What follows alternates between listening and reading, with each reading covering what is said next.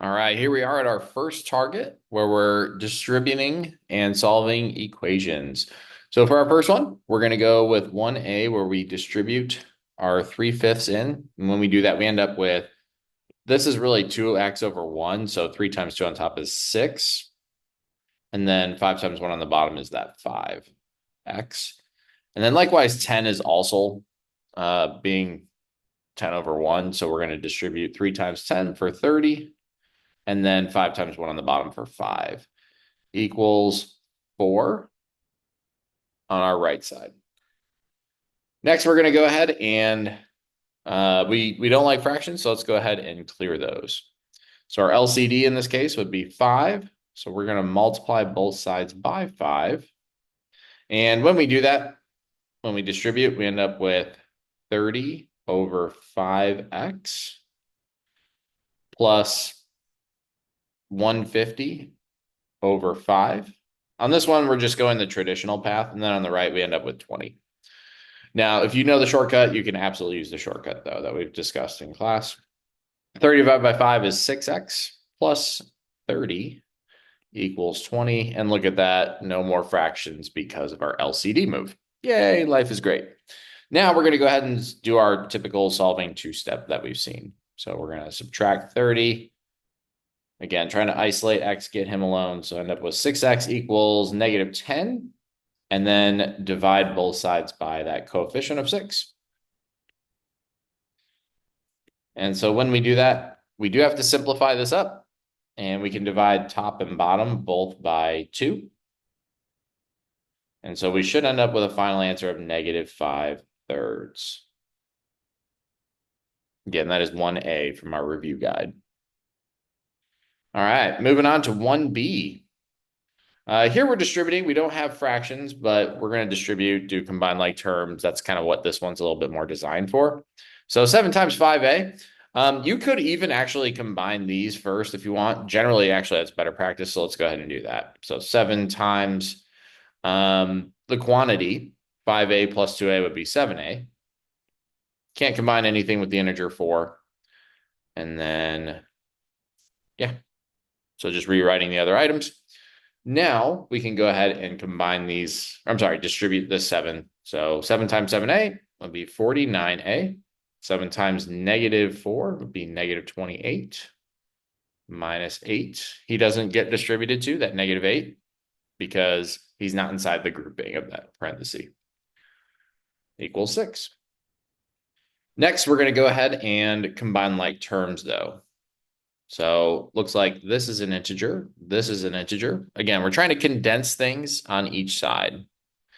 And so 49A has nothing to be able to be combined with, so he just drops down, but negative 28 and negative 8 combine to give us negative 36 equals 6. And now we're in that solving two-step. So we're going to go ahead and add 36 to both sides. Again, trying to isolate A, get him alone. Those will cancel. And leaving us 49A equals 42 on the right side. And then lastly, that common division at the end. So A is all alone equals 42 over 49. Now, if you leave this on a quiz or a test, unfortunately, like our upcoming test, this would be incorrect because you do have to simplify. And we can divide our top and bottom both by 7. 42 is divisible by 7. 49 is divisible by 7. And so when we do that, we end up with A is equal to 6 over 7. That is our reduced form. Okay. Now, again, there are a couple different ways that you could tackle this, like we could have distributed in the beginning. But in that grouping, you could also just bring those groupings together. So these. Next up is 1C. So now we're starting to have a little bit more distributing going on. 2 different groupings. And the number that's secretly in front of this second one is a negative 1 there. So if there's not a number written there, you can assume then that that's a 1. Now we're going to go ahead and distribute. So 4 times negative 2x is going to give us negative 8x. 4 times negative 5 is negative 20. Negative 1 times negative 3x. When we distribute this guy into the second grouping, we end up with positive 3x. And then negative 1 times positive 5 is negative 5. On the right side, we don't really have anything to do over there, so it's just dropping down to be negative 7.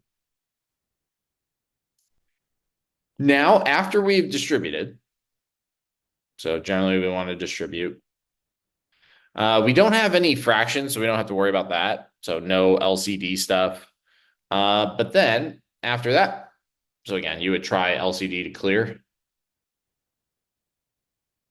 But we don't have that step, no fractions.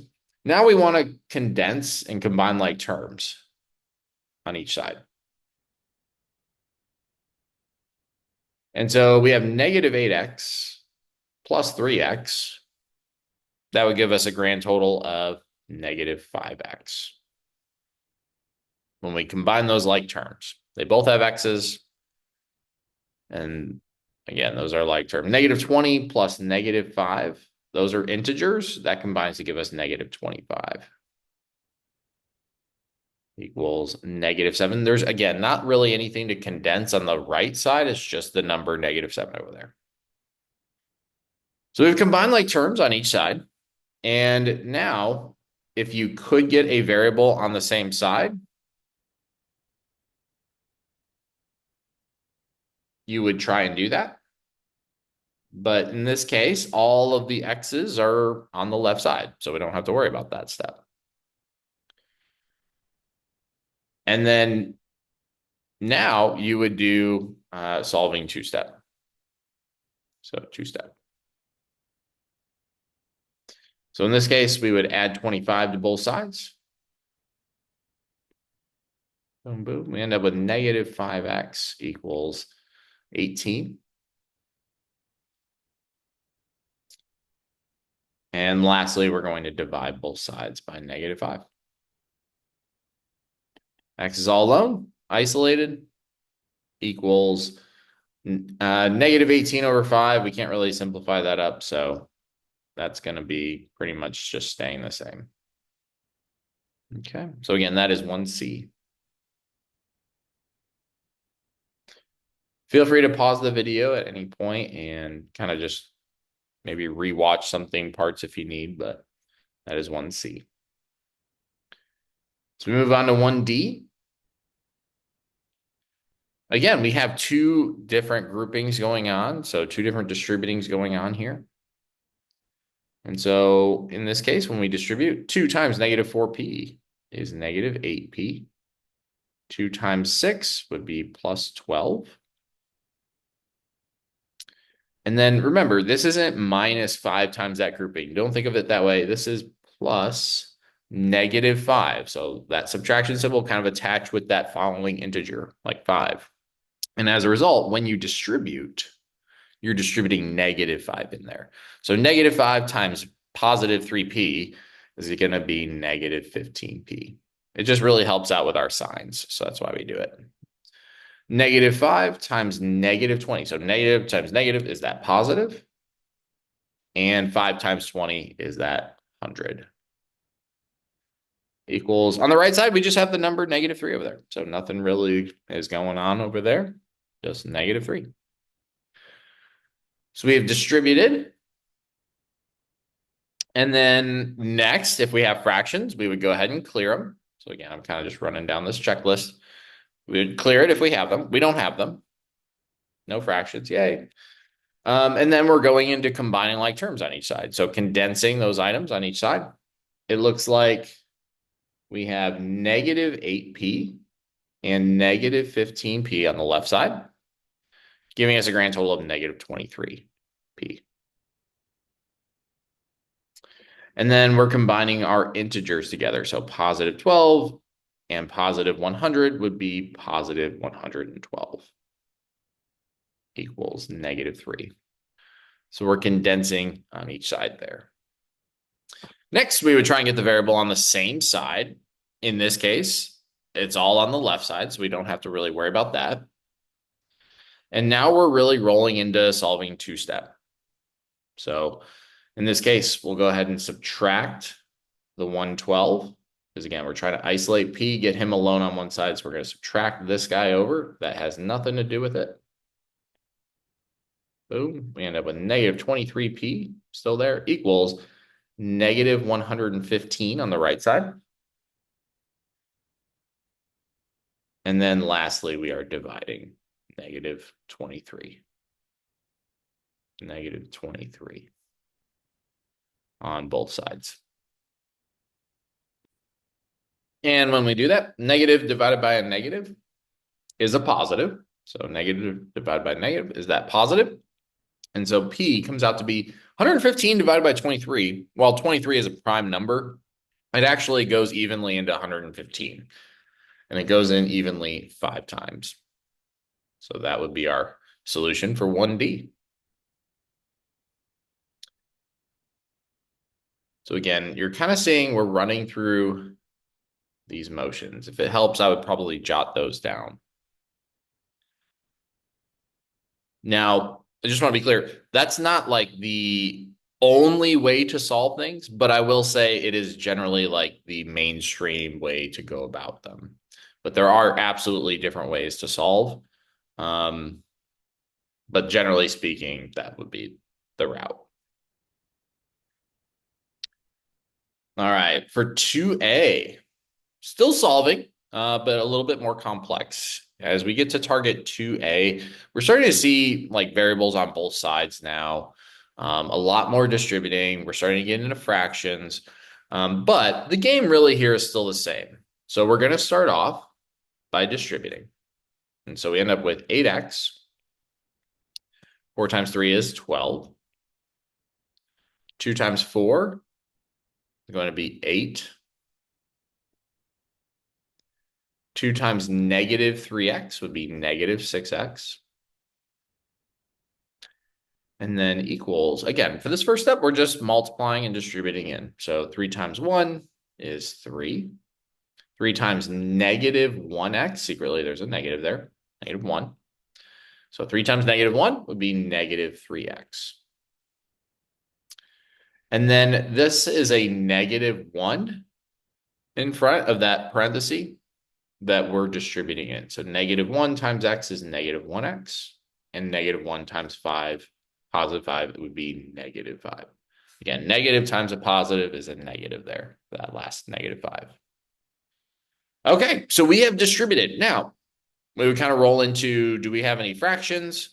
No, so we don't really have to worry about LCD. And the next step, like, LCD to clear fractions and combining like terms, that kind of goes in tandem with one another. So it depends on how big your equation is.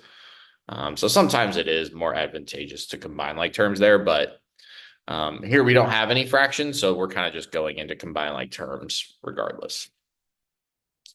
Now, again, really this equal sign kind of divides the left side from the right side, so it splits it up.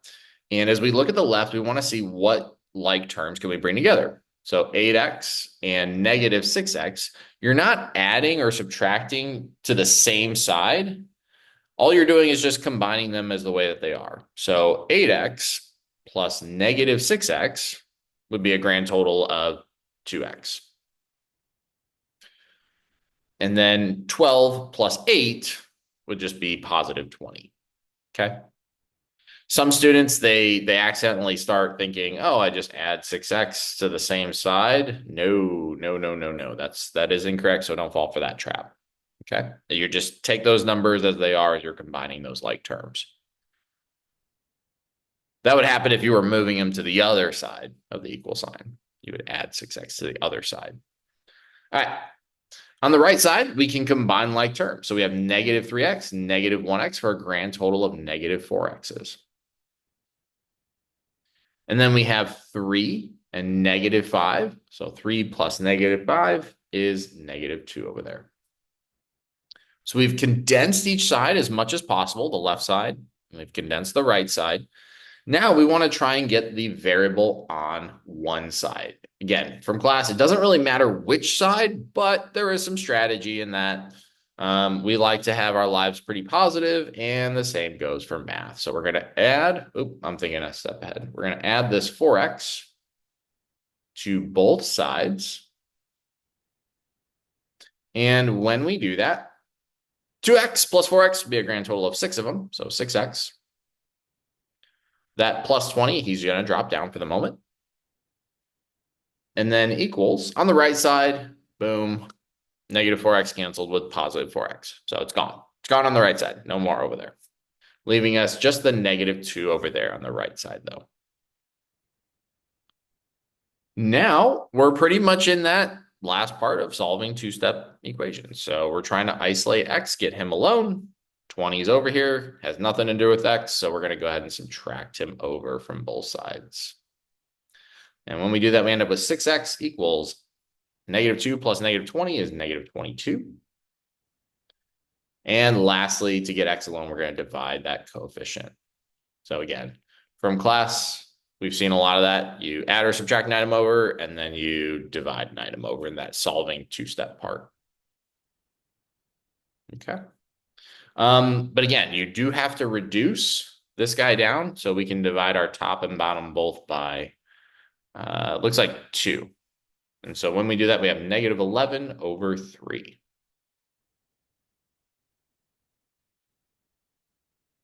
Go ahead, feel free to pause the video, ask any questions that you might have them.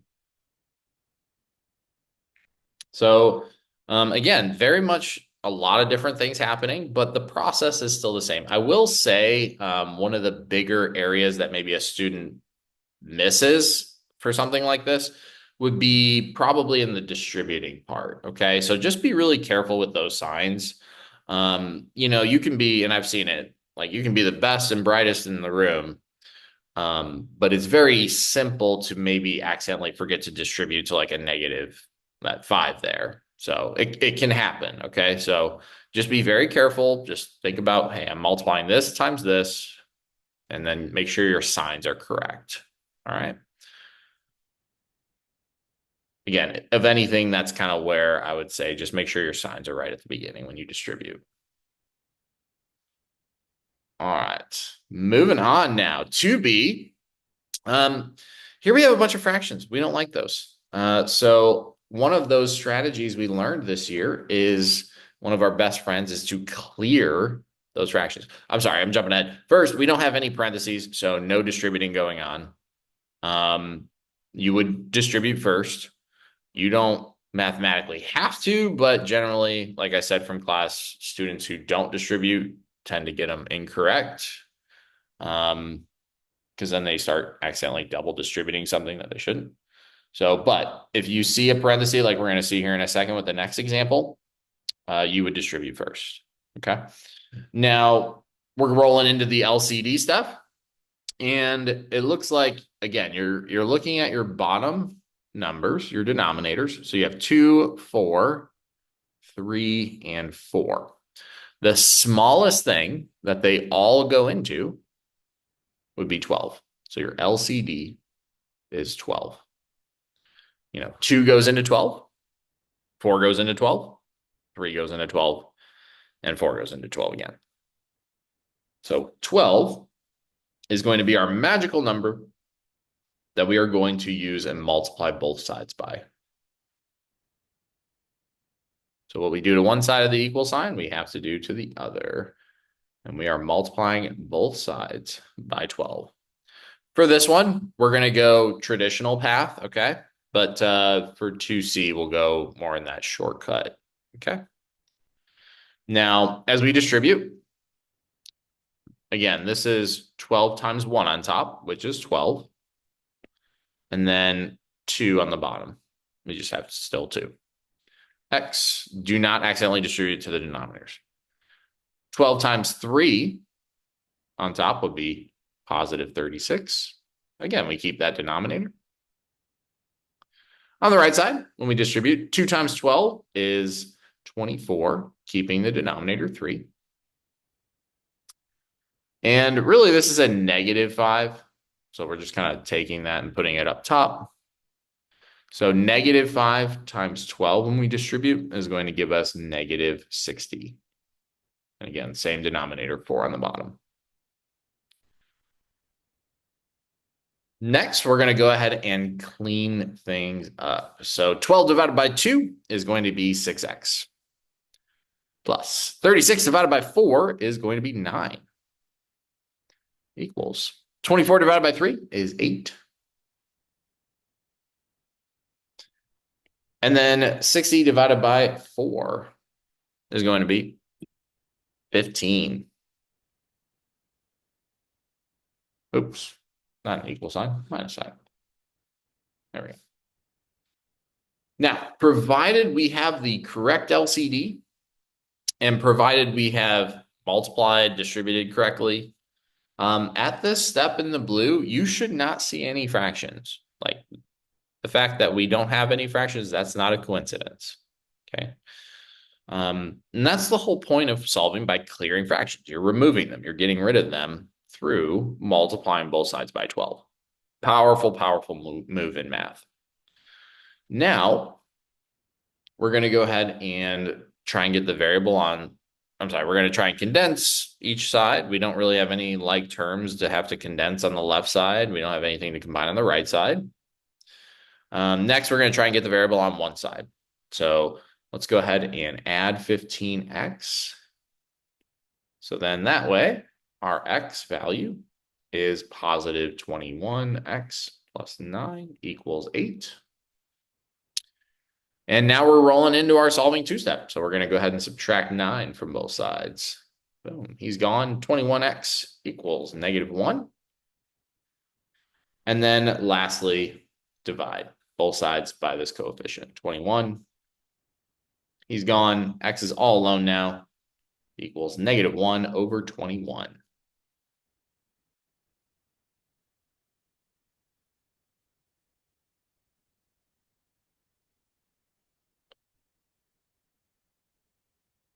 For 2C, this is kind of more of our end game with solving with fractions. Distributive property, combined like terms. You're going to see a lot of elements brought together in this one. Okay. So again, the first move, generally when you see parentheses, is if you can bring things inside the grouping, you would. Generally, a lot of questions aren't going to be set up that way, but if you can bring things together inside the grouping, you would try and do that. Next, we're going to go ahead and distribute. So on the left side, he's still going to be -7/8. He's just kind of by himself over there on the left. But on the right side, when we distribute, we're going to multiply our tops with our tops. So 1 times 2 is 2. And our bottoms with our bottoms. So 2 times 3, that would give us 6. And then we have x there. Now on here, we end up with 1 times -5. That would be -5. And then bottom with bottom, 2 times 4 would be 8. And then our 3/8 is just going to pretty much drop down. Doesn't get distributed to because it's not inside the grouping.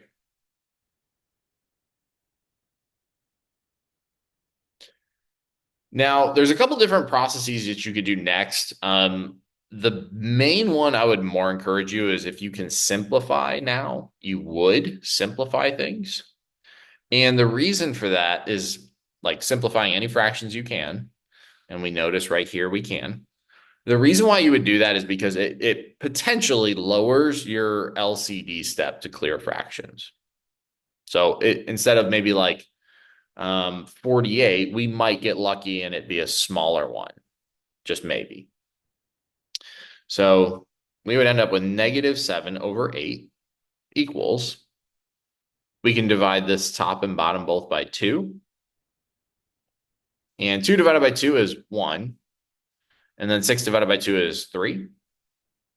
X minus 1/8 plus 3/8 x.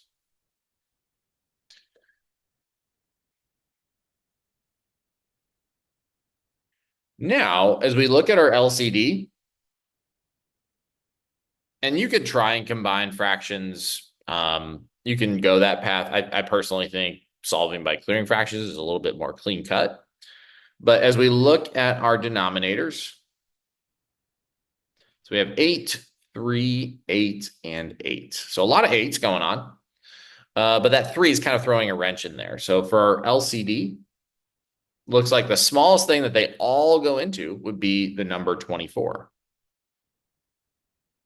And that's really kind of the bonus of doing this step of simplifying if you can. Because instead of a moment ago when it was 6, a bunch of 8s, you would have had an LCD of 48 then. But now we have 24, so a smaller LCD. The smaller ones are better. Okay. And as a result, we're going to go ahead then and multiply both sides by that LCD 24.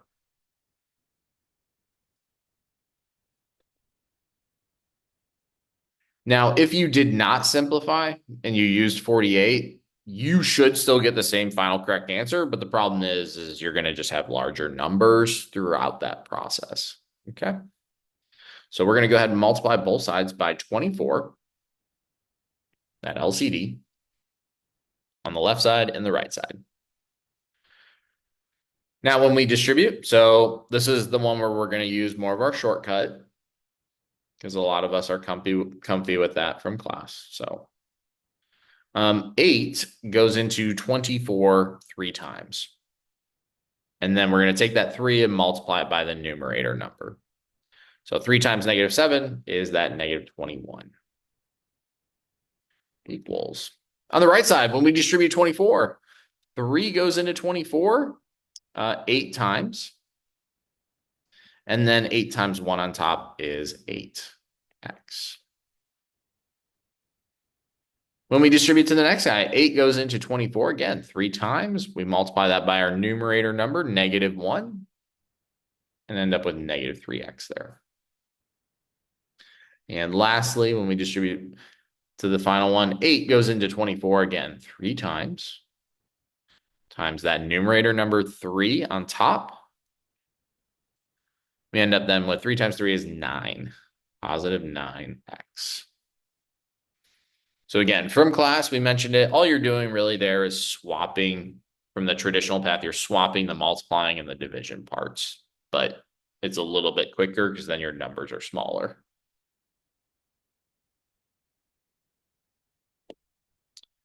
Okay, next. Oh, I think I have one too many x's. Yeah, 3 is not supposed to have one. I don't know why I got happy with x's there, so he doesn't have one.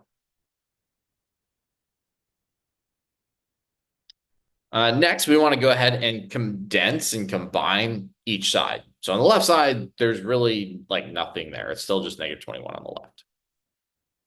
On the right side, though, we do have 8x and 9x that we can bring together for a grand total of 17 of them, 17x. -3, that integer over there can't really be brought together with anything over there, so he's just going to drop down.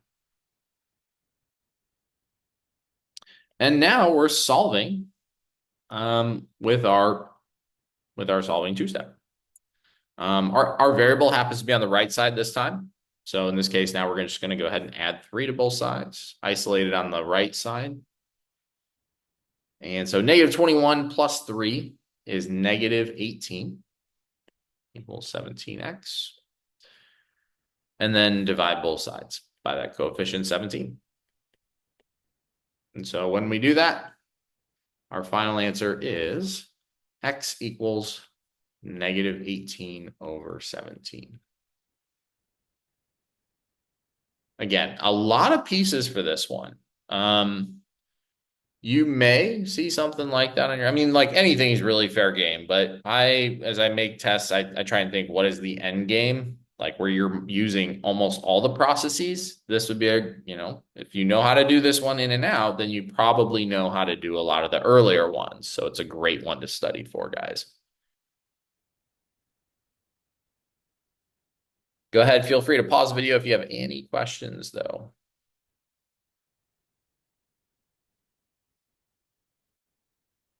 Again, go ahead, jot them down if you do, and then you can always ask me. Next up, guys, we're looking at our literal equations that we studied. And when it comes to literal equations, this is where, while we have some numbers, generally it's more variable based.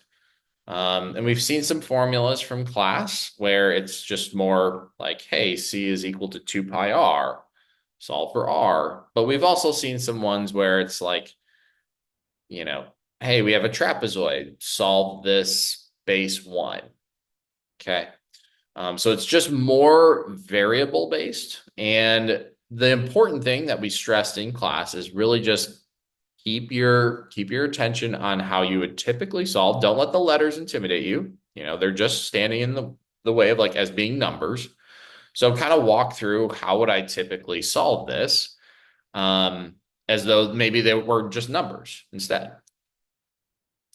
And so for this first one, 3a, we're trying to solve for x, get this variable isolated and all alone. Well, this -2 really has nothing to do with our target variable. And so as a result, we're going to go ahead and add 2 to both sides. Boom, he's gone. We end up then with 3xy equals 4y plus 2. Now on the right side, we can't really combine that 4y and 2 just because 4 has that y stuck and glued to him.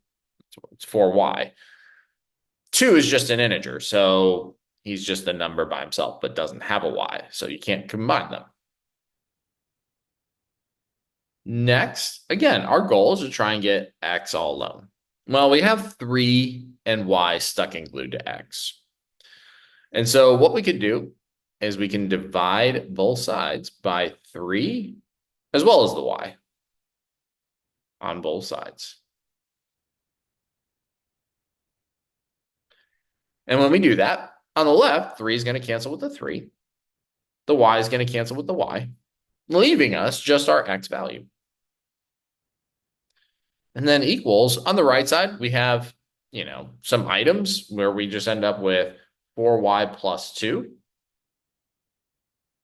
all over 3y. Now, for me, that's fine. You have solved for it. Okay. However, in high school, you might see like a teacher. I'm just going to jot this part down. 4y plus 2 all over 3y. You might see a different like multiple choice item where they do like the butterfly move that we've seen in class. And 4y over 3y, that would be 4/3 because the y's would cancel on that one. And then for the second part of the butterfly, you would have 2 over 3y still down there. So I'm just saying you could see that as another potential multiple choice option in high school or college, but these two mean the same thing. Okay.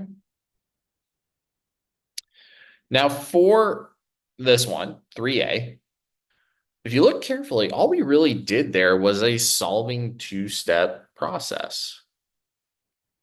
We just did it with letters though. So for example, solving two-step is typically we add or subtract an item over. Oh, we did that in the blue. Then typically we divide something. We did that here.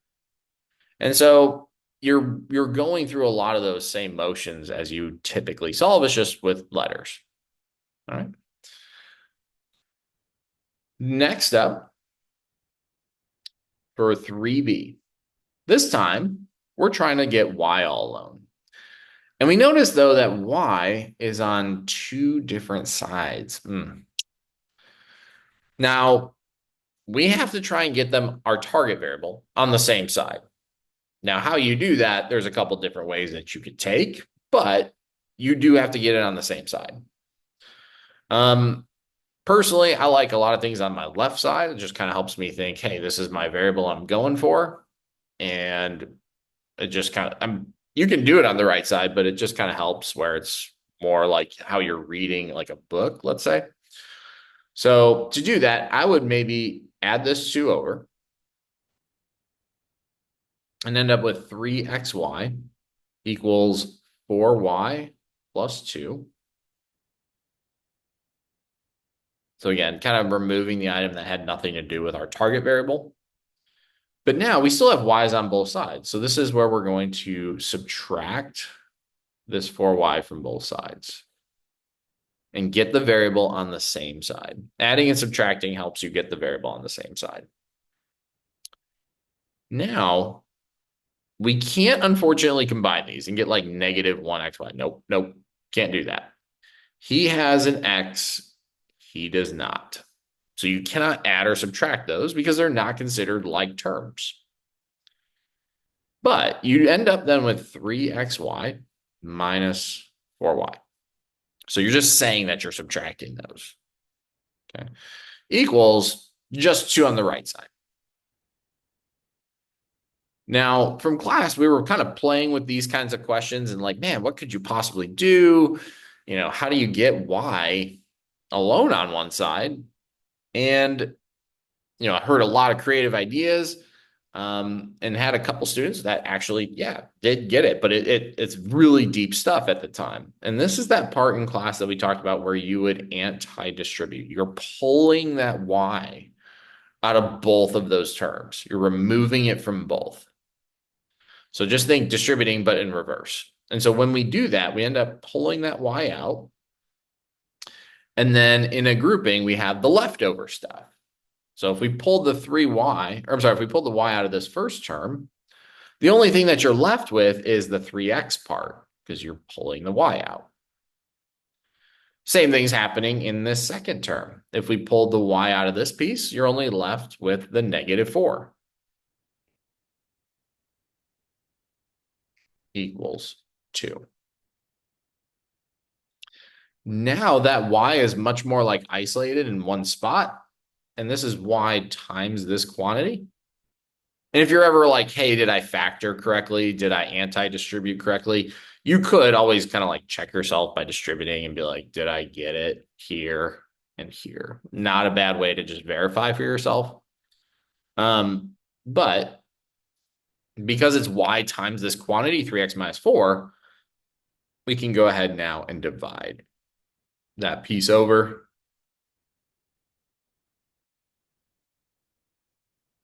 And when we do that, it is gone on the left side and leaving us y all alone equals 2 over 3x minus 4.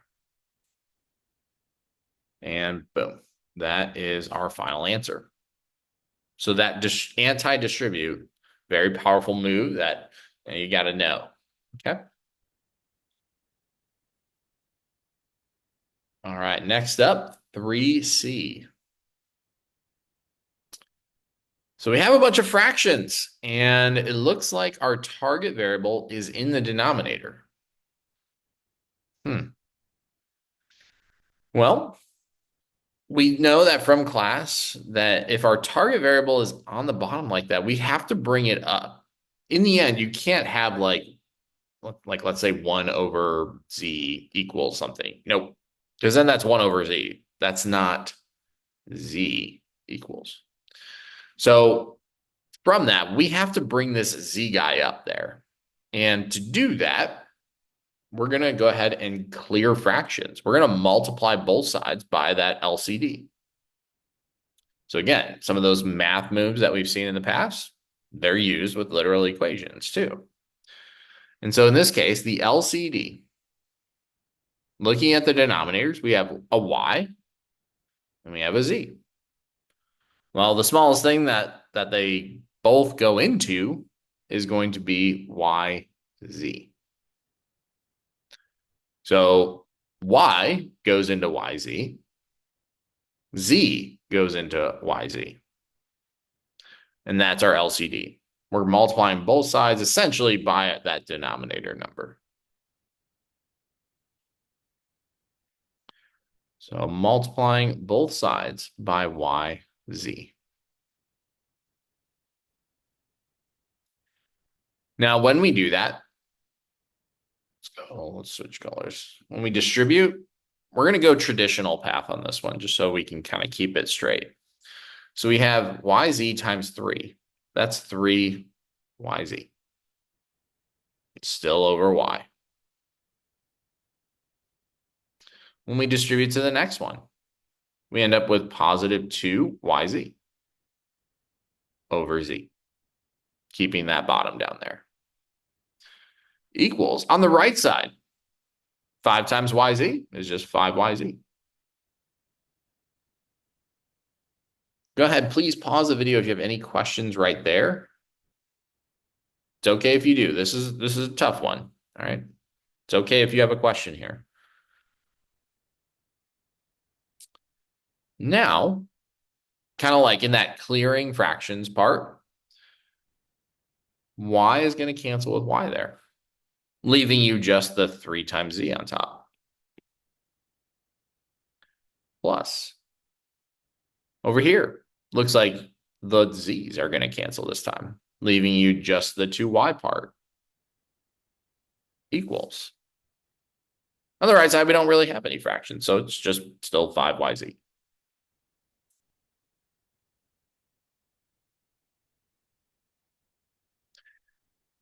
Now, a moment ago, our z was on the bottom, right? But by multiplying both sides by that LCD, we've brought it up there. So now we can solve it like we need to, where it's just z equals something. And just for the sake of like showing, as we've talked about in class, there's multiple different pathways that you can take. That's kind of what makes literal equations kind of tricky sometimes for some students. Let's go ahead and just, again, our target variable is z. We notice it on both sides. Let's just try and get it on the same side. Doesn't matter which. So let's go ahead and in this case, we're just going to go for the right side this time so you can kind of see that in action. Now, when we do that, we're subtracting that 3z over, leaving us the 2y equals 5yz minus 3z. Again, we can't bring those two together on the right because he's got a y, he doesn't. So we can't bring them together. But we have learned that they both share that z, and that's kind of our target variable, and we can pull that out of both of them. So this is our anti-distribute step, that we're pulling the z out of there.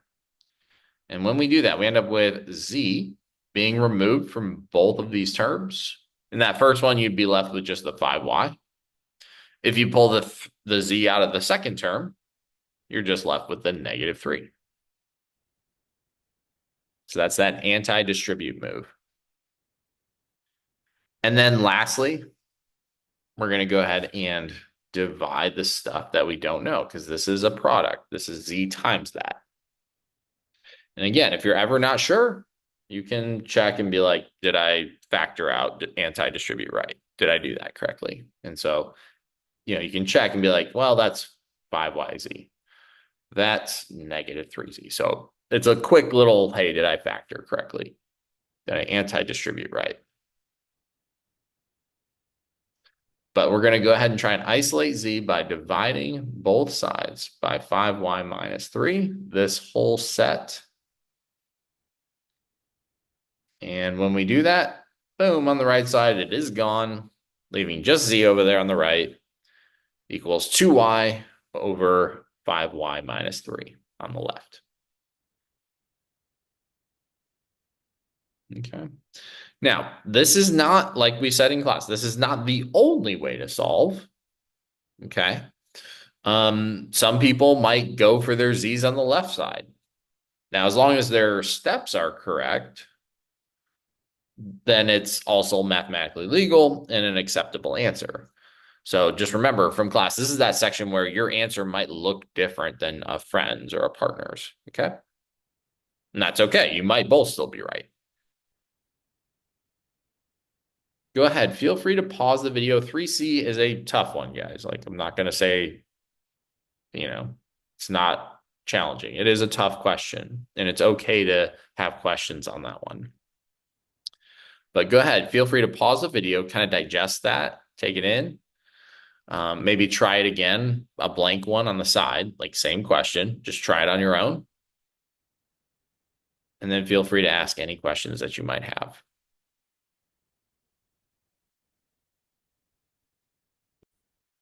All right. Next up, we are looking at problem solving. So 4A. So you're kind of given a word problem, and you're basically said, okay, construct and model this equation. So in this case, a bill for a car repair was $240. The cost of parts was $240, and the cost of labor was $45 per hour. How many hours did the repair actually take then? And so this is a very common question, guys. And not just question, but like real life application. You know, when you go to a garage, because maybe you need a car fixed for something, they're going to order parts for your vehicle, but then they're also going to say, hey, our mechanics make $45 an hour. They make $60 an hour. And so, you know, car repair guys, they can make really, really good money. And nowadays, with all the technology that are in vehicles, it can become a very technical job. Like it's not just okay changing brake pads. I mean, that's important and involved, but you also need to be good with some IT and computer items nowadays with vehicles. So it's good to see that our vehicles are getting smarter and more efficient. But very real application you guys will encounter. Now, to create our equation, we don't know how many hours that our repair guy is working for. Okay. So let's say we're going to let H equal the number of hours for repair of car. And again, this we're defining those variables that we talked about in class, where you essentially have to say, hey, this is what X means. This is what H means. Now, as we go to construct our equation, well, we don't know how many hours that they're working for, but we do know that they're charging $45 for every single one of those. So for every hour, they're earning $45. And then their parts are costing $240. So the cost of labor plus the cost for the parts is going to be the total that we have. So in this case, $420.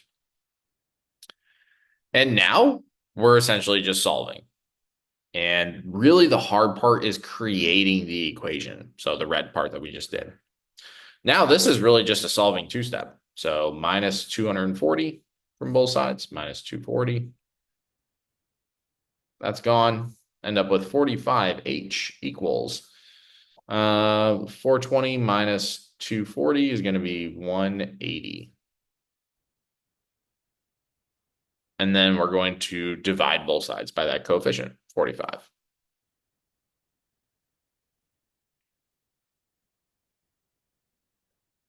And when we do that, H is equal to 4 hours.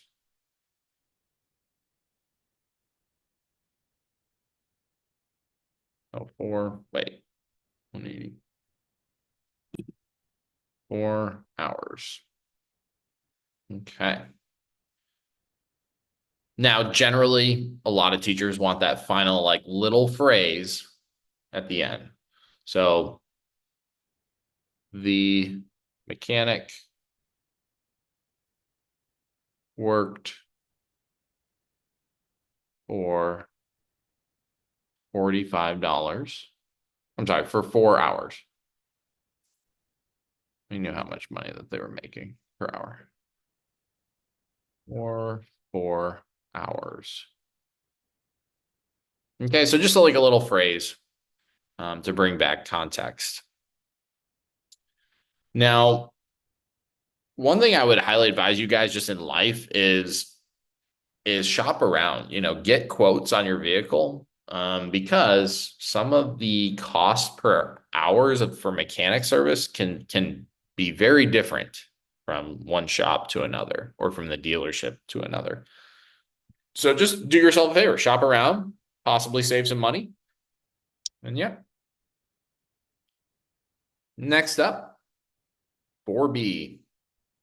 So these are some of those more like numerical questions that you just kind of see, and they are very pretty much like standard in mathematics. All right. So in your future, you will see something like this again, whether it's in the ACT, sometimes pre-calc, sometimes it can get pretty crazy hard, even in like Calc 2 with some of the sequences and series that they start talking about. And so our goal for that is to really build up to that. And so for us, we have the sum of three consecutive numbers is 81, and we're asked to find the smallest number. Well, we have three numbers. We just don't know what they are. So as a result, we're going to say n is equal to the smallest number. Smallest number. And the key here is that we know that they are three consecutive numbers. So they're not just any three numbers, it's three consecutive numbers. So, like, for example, if I started off with 7, then the next consecutive number would have to be 8, and then the next one would have to be 9.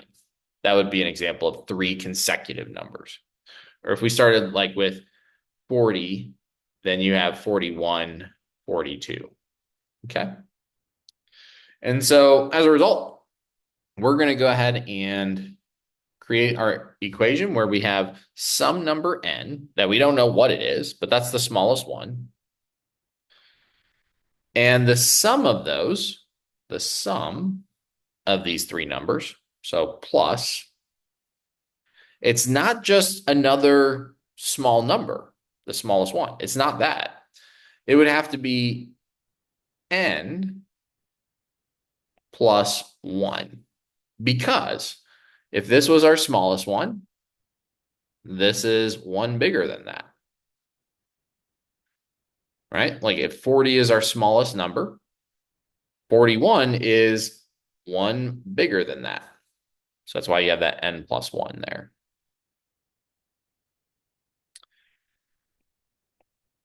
And then we need that third number. Well, again, we're taking the sum of those three. So that's why we have that add. We need this third number. So that's our first one. This is our second one. We need our third one. Now, again, our smallest number here is n. And we can't just use n plus 1 because that's our second number. Instead, though, we need one more than the previous guy. And what that would look like is n plus 2. Right? Like, for example, 9 is 2 more than 7, right? 42 is 2 more than 40, right? Which that's kind of what's representing n. And so this is the sum. Let's change up colors.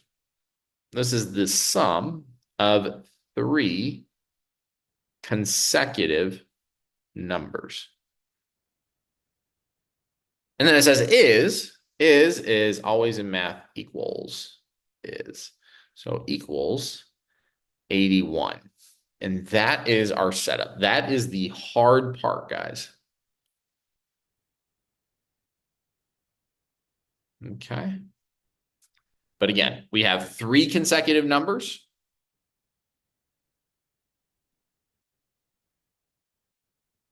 And our sum is 81.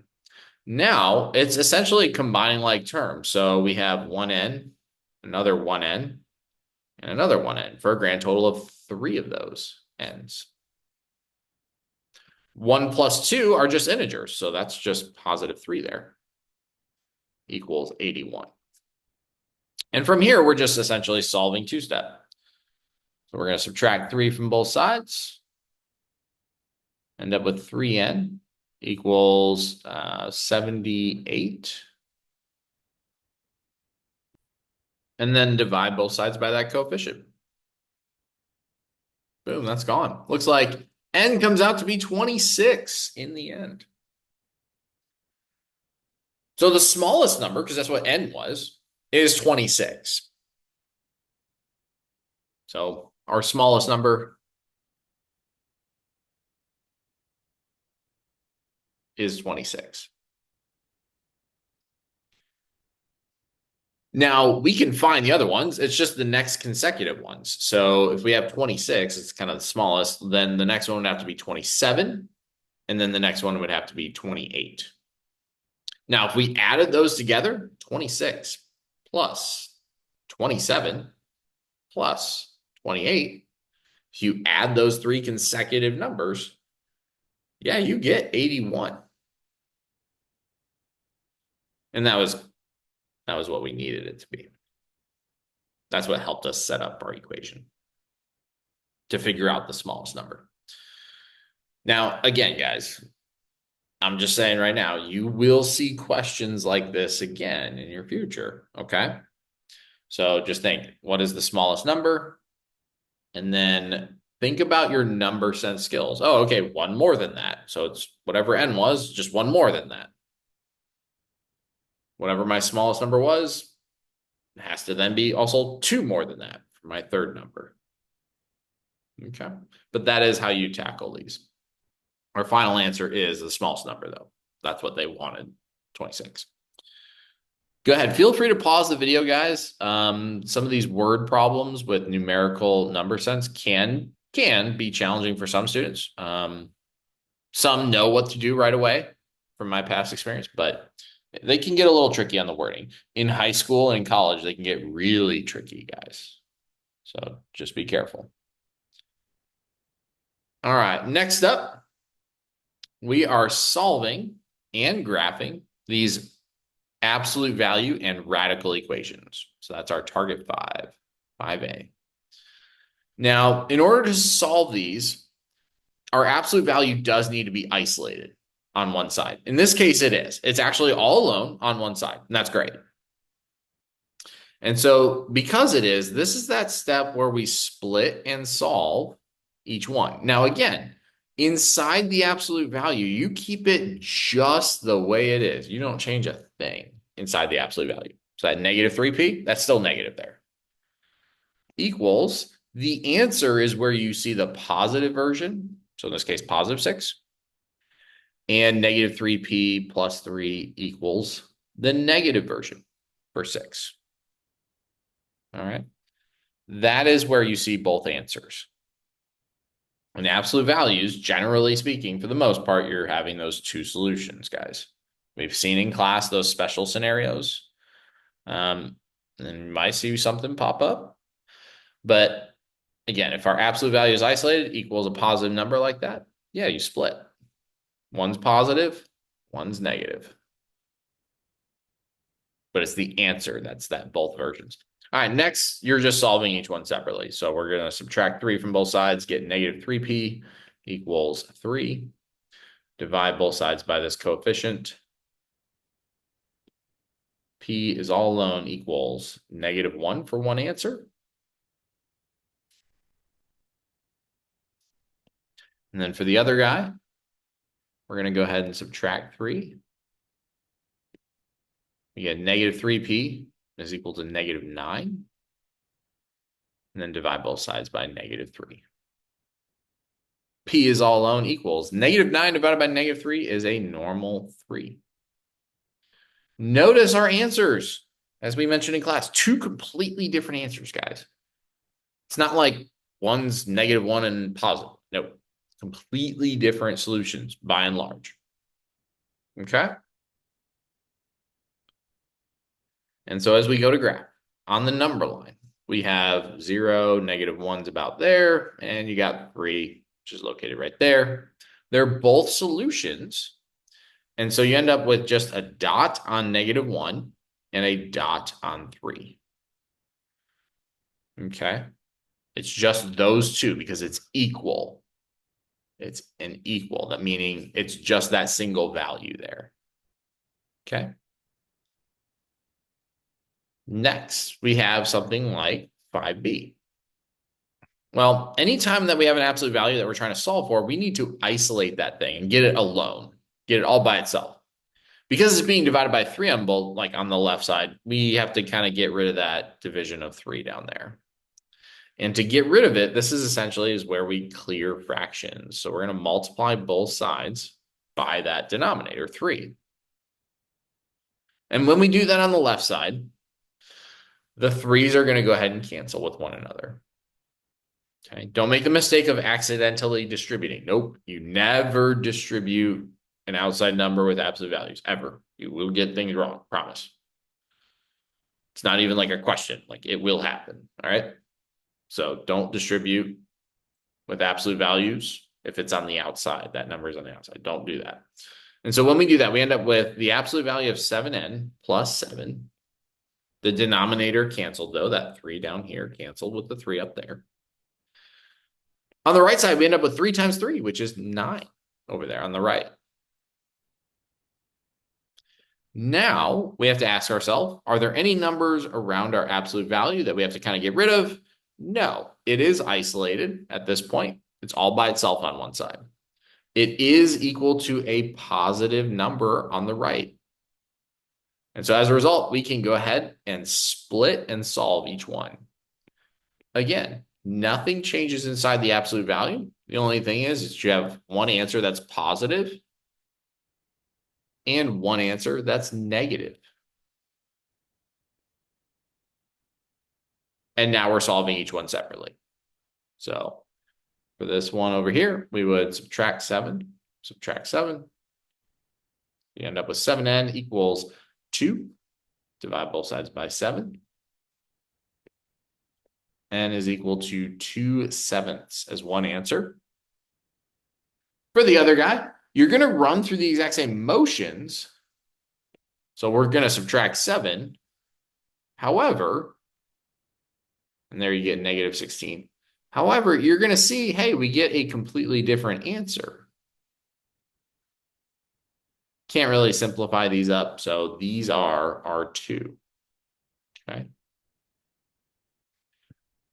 But 2 very completely different answers. Same steps to solve it, but different answers and numbers altogether. All right, now we go ahead and graph these. So for this, you can kind of just more guesstimate it as long as, you know, it makes sense. So like, for example, 2/7, positive 2/7 is clearly on this side. You know, it's a positive number, so it's on that side of 0. And negative 16/7 is going to be, it's going to be over here somewhere after negative 2. So negative 16/7 right there. But for these absolute values, you only have 2 answers, okay? It's not shaded region yet. That's a different topic. Just 2 dots on the number line. All right. Go ahead, feel free to pause video if you have any questions with 5B.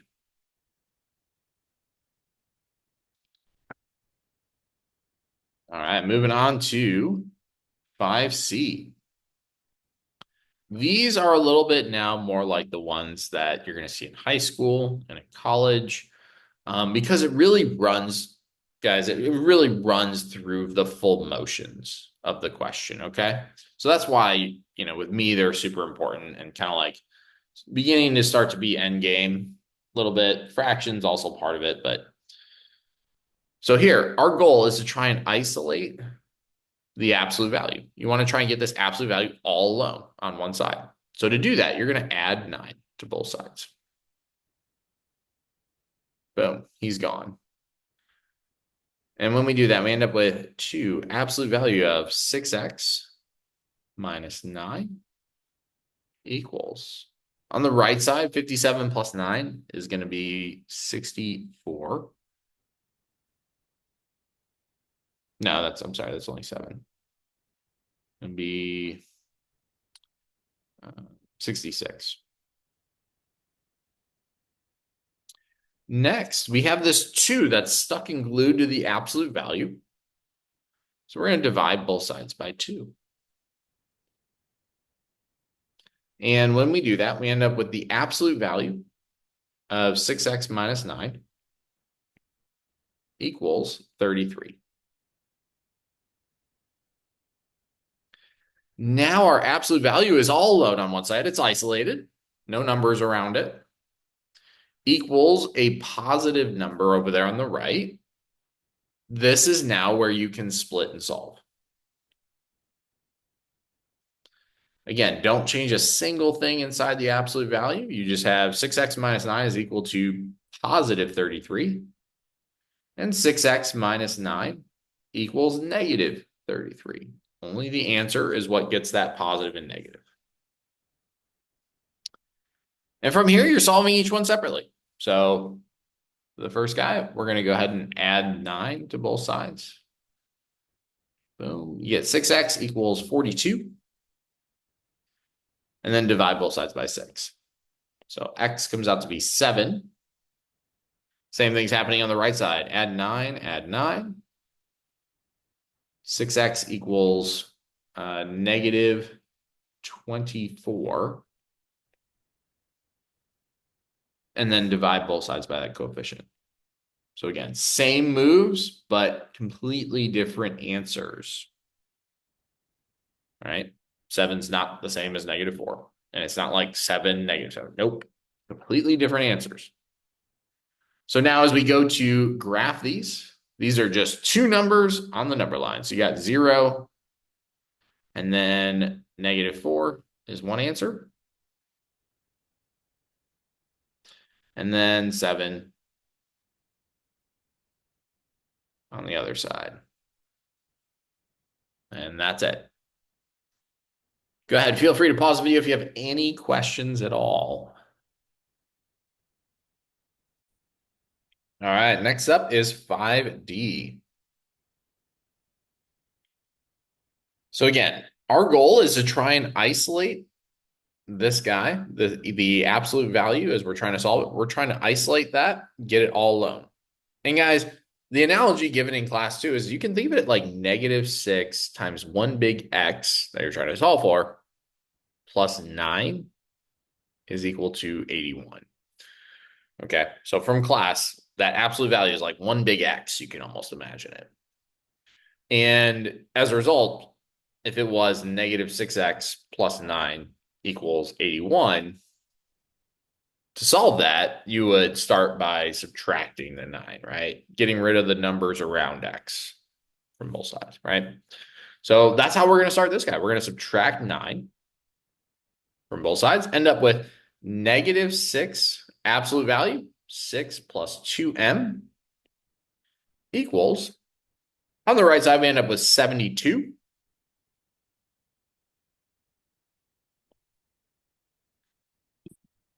And then we're going to go ahead and subtract, or I'm sorry, divide this coefficient, negative 6, from both sides. Again, trying to isolate that absolute value, get it all alone, like it was x, all alone on one side. Equals 72 divided by negative 6 is going to give us negative 12. Now, our absolute value is isolated, equals negative 12. This should be kind of like a check, like a moment of when your absolute value is isolated and all alone like this. It's all alone on one side. Equals. What does it equal on the other side? If it's positive, that's when you split and solve, and you just kind of keep going as we've been seeing in the previous examples. But if it's equal to a negative, absolute values, as we've mentioned in class, always make things positive. So no matter what, over here, things are going to come out positive. Kind of like in life, how we like it, positive. So if something's always going to be positive over there, how can that be equal to anything that's negative on the right? In this case, negative 12. And the answer is it can't, no matter what, no matter how hard you try. Won't ever happen. So as a result, that rule that we have studied from class is anytime you have an absolute value isolated all alone equals a negative number, this is that special no solution scenario. Can't happen. Can't ever happen. All right. So that would be your answer. Now, when it comes to the graph, and you're asked to graph a no solution scenario. So zeros in the middle. How do you graph no solution? Well, you can't. You can't at all. We would just have a blank graph and be like, well, there's my answer. There's nothing that M or in this, yeah, M would work for. So that's it. So then in your future, if you have a no solution, you wouldn't graph anything. You can't. Okay. Now in class two, I know it's not on our study guide, but we also discussed what happens when you have when it's equal to zero on one side. That is that other kind of special case where if you have an absolute value equals zero, where if you try the positive and negative versions of things, so kind of like in this step right here, when you do your split part, you would have positive zero and negative zero, where that's going to come out to be the same answer in the end. And you're only going to have one of those answers. Okay. So that's kind of that other special case scenario. It's not on our review guide, but we have seen that in class. I would imagine, yes, in high school, college, you might be tested on that, but it's not like I can say, yeah, for sure. It kind of depends on your teacher and professor if they want to throw that on their exams. Okay. But we've seen it definitely in our class. Go ahead. Feel free to pause the video if you have any questions. Again, absolute value, if it ever equals a negative like that, then no solution.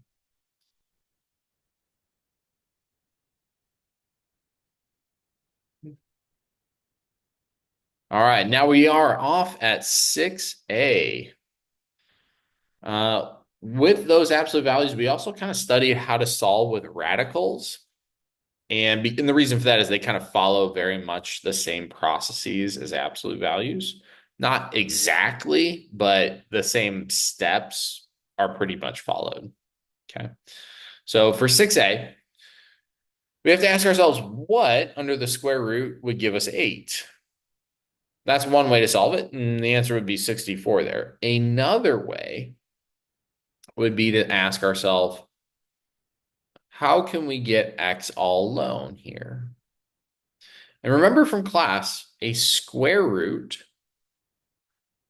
with an exponent of 2 squared, if we square both sides, a square root and a square will come together and cancel, much like how when we add and subtract items, they come together, cancel out. When you multiply, divide, those are inverses. They come together, cancel out. Square root comes together with a square, come together, cancel out. And as a result, you're then left with just x all alone. Yay, that's what we want. Equals, on the right side, 8 squared. And 8 squared is just 8 times 8. So 64. Okay. Now, one thing that you do have to do is actually verify these, okay? For the sake of our class, we didn't necessarily have to as much. And the reason for that is because we didn't necessarily get into the little bit more advanced questions with squaring, but I do want to create those good habits. So when you plug in 64, the question is, do you get 8? So again, we're plugging that into the original, guys. All right. The square root of 64 is 8. Is that equal to 8? And the answer is yes. Yes, it is. Okay. And the reason for this, guys, is anytime that you square something like this on both sides, like we did, we squared both sides, or raise it to a 4th power or a 6th power or 8th or any even power like that, you will introduce what's called extraneous solutions. Now, that doesn't guarantee that both work or an answer works, but you might end up in a situation because of the way the question problem is based, like made, that you can get extraneous solutions. So you do have to check for these, all right? In Algebra 1, ours are a little bit lighter, but in high school, you certainly will have to. So here, we're going to go ahead and try and solve for x for 6b. To do that, we have to isolate and try and kind of like get him alone, the square root alone, just like we did with the absolute values. So we're going to add 4 to both sides. Boom, he's gone. We end up with 3 square root of x equals -1 plus 4 is 3. Now again, we're trying to isolate that square root of x. 3 is stuck and glued, so we're going to divide both sides by 3. And when we do that, boom, it's gone. We end up with the square root of x equals 1. Now we're at that part where we want to square both sides. Because right now we have the square root of x. Well, we don't want the square root of x. We want just normal x by himself, no square root. So we're going to square both sides. And when that square root comes together with the square, he's gone, leaving us just the x, because those are inverses of one another. On the right side, this is kind of where the math happens. 1 squared, so 1 times 1 is just 1. Now, because we squared both sides, you will have to check those. High school will ask you to check those.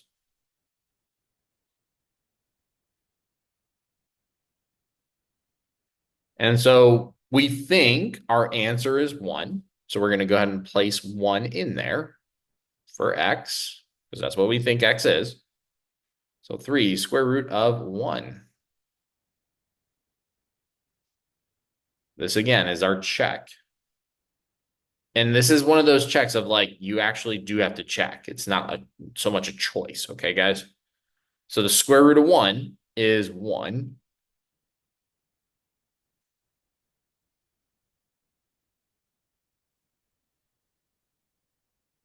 And then 3 times 1 is 3.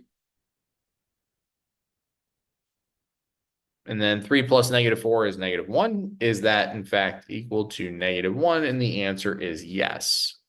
As a result, this answer works. Okay. Again, I'm not just saying this to be cute. Like, you do have to do this check. And the reason for that is the moment that you square both sides, like we did, is the moment you introduce, I know it's behind the scenes, but is the moment you introduce what we call extraneous solutions, meaning some answers work, some don't. In high school and in college, you will have cases where they don't. It's just based on the way the question is made.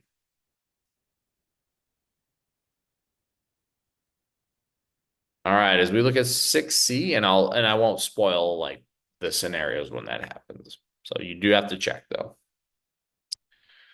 As we look at 6C, again, our goal is to try and really like isolate this square root guy. So you want him all alone on one side.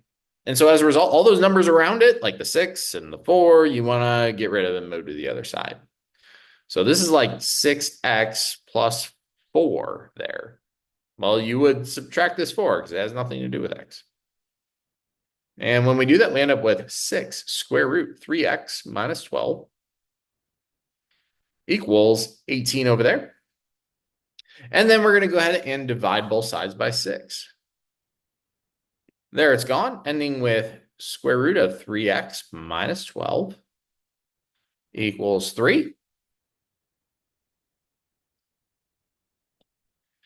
And now we have to square both sides. We're at the part where we've isolated the square root.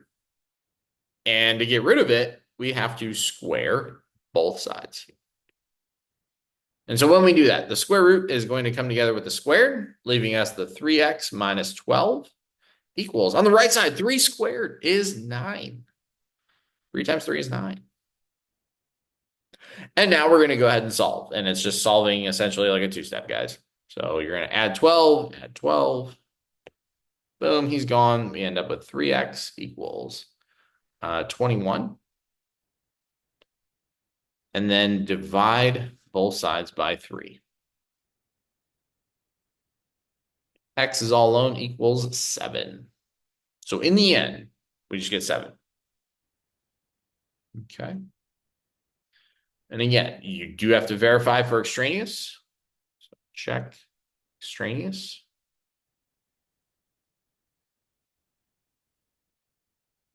So we end up with 6 square root of 3 times 7 minus 12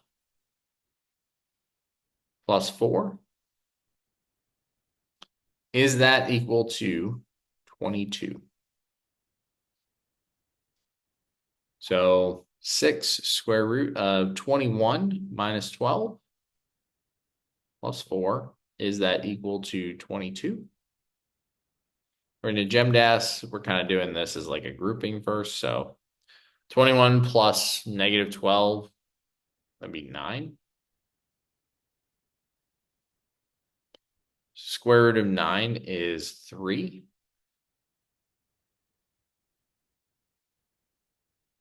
And then 6 times 3 is 18. And so, yes, when we combine those like terms, 22 is equal to 22.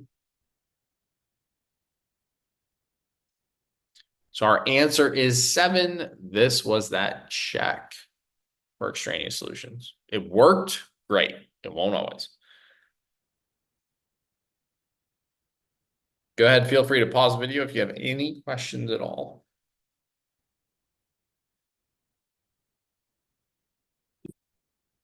All right. Next up, we have solving linear inequalities. So we have to solve and graph this guy. Now, as we're trying to isolate x, it follows a lot, like inequalities follow a lot like equations. There's kind of just that one rule that we're actually going to even see in this example. So yeah, we'll see it here in a second. But you want to essentially solve this inequality. So to do that, we're going to subtract 9 from both sides. Try and get x alone. End up with negative 3x is less than 6. And then to try and get x all alone, we're going to divide that coefficient on both sides. So in this case, x is all alone is not less than 6 over negative 3 anymore because we multiplied or divided by a negative on both sides. That is that case where you have to flip the sign. That's the only time that that happens, though, if you multiply or divide by a negative. And so you end up with negative 2 as a result. But we did have to flip the sign. In terms of the graph, let's go back on that graph. See it a little bit better. Okay. And then we have 0, negative 2. He's over here somewhere. And we have to ask ourselves, is this an open or a closed circle? Well, it is an open circle. We don't have the bar underneath. So on negative 2, that is open. And then from class, this is where we tested a point. So we're going to test 0. Is 0 bigger than negative 2? So you're asking yourself, is it? Is it bigger than negative 2? And the answer is true. Yes, 0 is bigger than negative 2 for sure. And so looking at our number line, 0 worked. It was true. Like if we're looking at the number negative 2, 0 worked when we tested it. And so as a result, on that side of negative 2, on the right side of negative 2, it worked. It was true. And so we would then shade towards the truth. So it's going to go in that direction to the right. Because remember from class, when you test a number, you're going to get a true side or a false side. That test number just tells you which side it is. So when we had negative 2, we tried 0. It worked out great. That's the true side. If you went with one of these numbers like negative 3 or negative 4, that would be false. Okay. That test number just tells you which side is true and which side is false, and you just always shade towards that truth. Now, you don't stop at 0. Like, you keep going because it's just a test number. And that's why we have this arrow right here. Like, you keep going in that direction. Just tells you, hey, go this way or don't go this way, depending on the true or false. All right. Next up, we have 7B. We're going to go ahead and start off much like with equations. We're going to distribute to begin with. So when we distribute, we end up with 3x plus 10 is less than or equal to 8 minus 4x. Next up, we're going to try and get all of the variable on one side. We don't have any fractions to worry about, so we've distributed, no fractions. Now we're going to try and get the variable on one side. So to do that, with that, there's that strategy. We like life positive, so we're going to add 4x to both sides. That's gone. 3x plus 4x is a grand total of 7x's plus 10 is less than or equal to. The only thing left on the right is just 8. And at this point, now we're in our solving two-step. So trying to get x all alone. So we're going to subtract 10 from both sides. End up with 7x is less than or equal to negative 2. And then lastly, divide both sides by 7. So x is all alone, less than or equal to negative 2/7. Okay. On a number line, when we go to graph this, we end up with 0 right there. Negative 2/7. Again, I'm not as picky as maybe some teachers are when it comes to the graph. I just need to be like, hey, negative 2/7, that's got to be over here somewhere on the left, because that's negative is on the left side of 0. All right. Then we have to ask ourselves, is this an open or a closed circle here? Well, it's a closed circle. We do have that bar underneath, implying that it's a solid. You can be that negative 2/7. So boom, he is a solid filled in circle there, because you can be that. And then lastly, you have to test a point. So test, a lot of times we use 0. So the question is this, when we plug that in, is 0 smaller than or equal to negative 2/7? Is 0 smaller than negative 2/7? Well, the answer is no. No, that would be false. 0 is not. 0 is bigger than negative 2/7. And because it is bigger, and we tested it, this is false. We tried 0, which means by default, this would have to be the true side.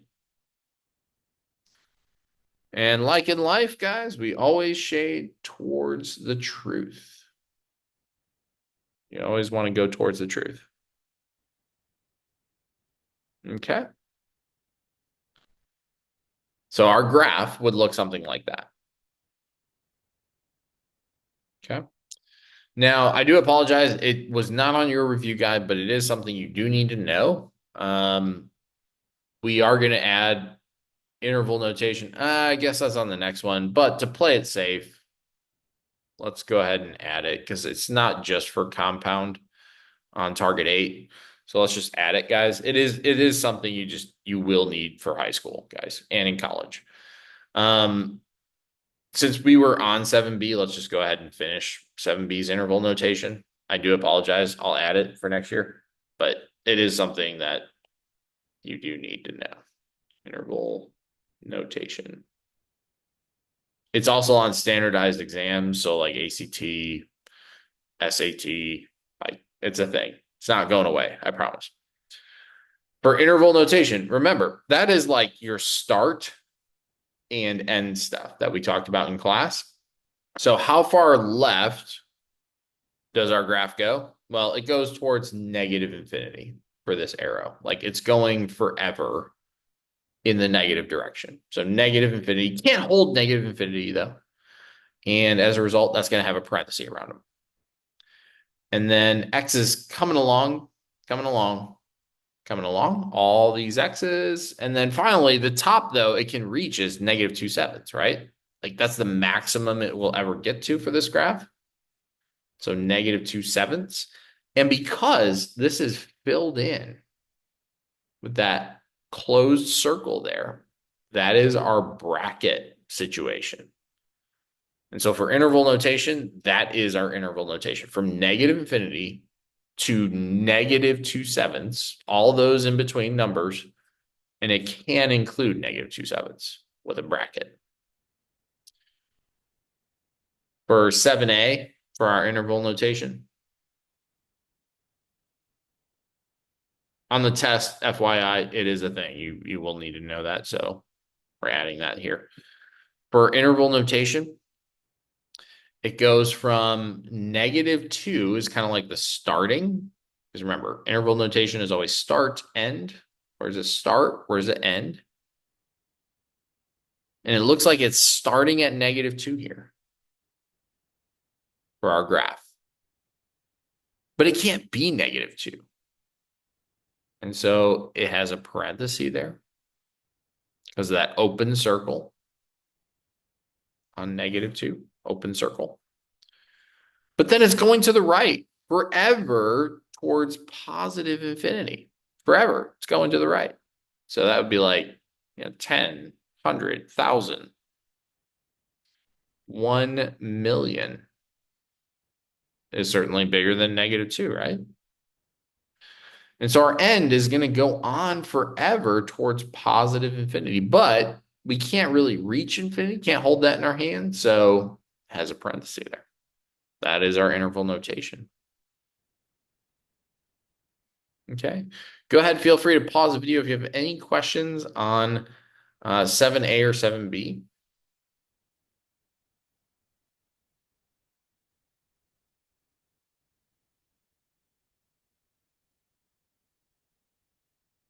All right. Now, as we look at 8a,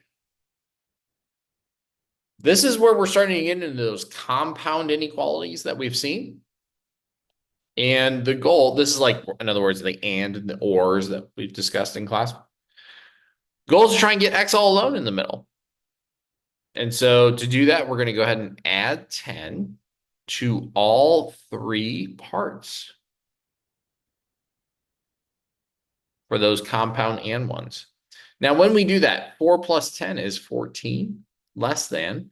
In the middle, we have 7x, which is less than or equal to 21 on the right. Now, again, we want to get x all alone in the middle.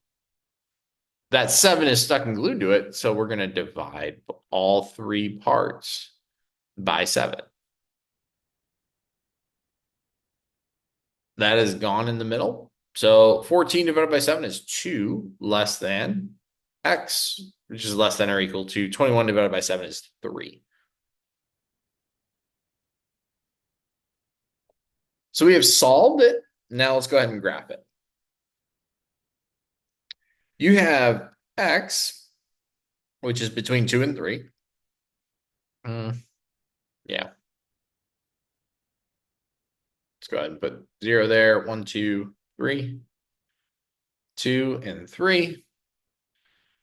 And then on 2, you got to be careful because this is where you can have some are open circles, some are closed. It depends. On 2, it's an open circle. On 3, it's a closed circle. So it has that bar underneath. So be careful of that. You just got to be more like, I'd say, paying attention to those little details like that. It's not hard. Like for my former guys and you so far, like I believe that at least this year's guys. But in past experience, like hey, this doesn't have a bar underneath. That's open. On 3, it's closed. And x is in between those, between 2 and 3. So like 2.5 would work, for example, right? 2 is less than 2.5, and that's less than or equal to 3. So that would work. And 2.5 is like right here in the middle. And our final answer is essentially anything in between there. Okay. You could also, if you're not a fan of like doing that, you could shade in between them. Very acceptable too. But it's a shading in between the values. For the interval notation. So interval notation. Again, I'm going to add that to the study guide for in the future. Very much a thing. Oh, it does ask for that already. Okay. Interval notation. You have a start and an end.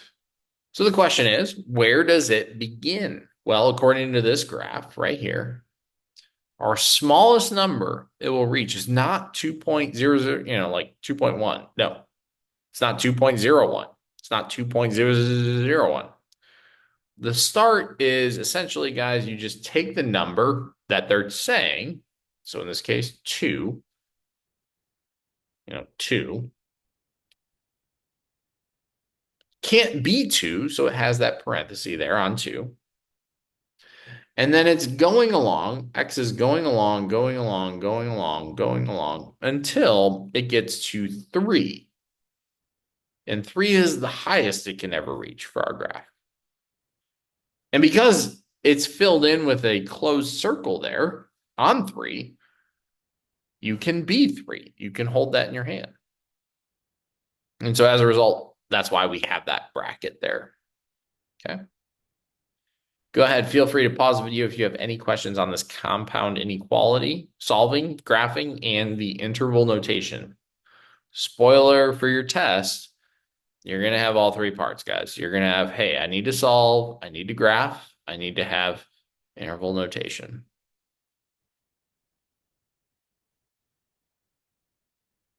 All right, next up, we have this compound inequality. Again, it's an and one. We're going to run through the same motions as we had earlier. So our goal is to try and isolate this and compound inequality by getting x alone in the middle. We're going to subtract 4 from all 3 parts.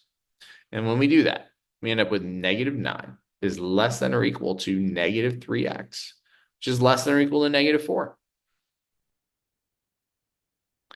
And now we're going to go ahead and divide all 3 parts by this coefficient -3. Now, in all of math, anytime you are multiplying or dividing by a negative, flip your signs. So here we end up with -3 divided by -9 divided by -3 is normal 3. We did divide by a negative, so we have to flip that sign. Here in the middle, they cancel, so leaving you just x. Again, we divided by a negative, so you got to flip the sign. Negative divided by a negative is a positive 4/3, or essentially 1 1/3. Now, as we go to graph, we end up with our number line. We've got, 0, he's about there. Let's say this is, we know 1 1/3.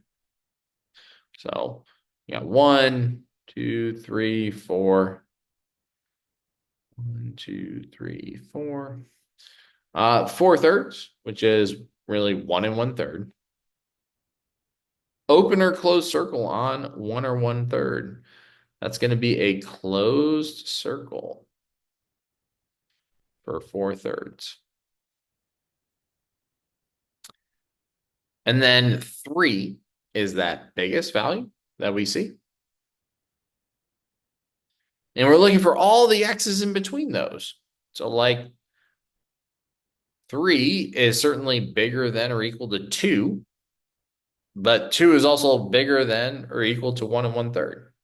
And 2 is right in the middle. So it's all this region in between.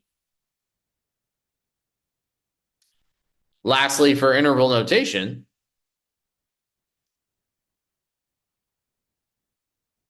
so for interval notation,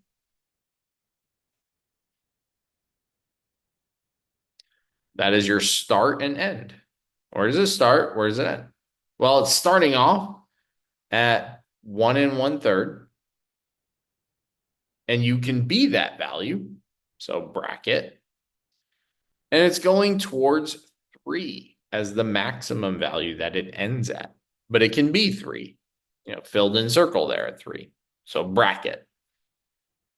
Now for me, I'm a little bit more flexible. If you put bracket 4/3, comma 3, I would still take that. Totally. Okay. But you do need to have your smaller number first and your bigger number second. You cannot be like, you can't flip those around. Order does matter. It's a thing. Okay, guys? All right, looking at 8C. Again, looking at a lot of these compound inequalities. Goal is trying to get X all alone in the middle. We have 7. I'm just rewriting it so I have some more space. It's 2 less than 4. We're going to go ahead and begin by adding 3. I'm sorry, 2 to all 3 parts. Now, when we do that, it's gone in the middle. So you have 9 is less than 3 halves X, which is less than 6.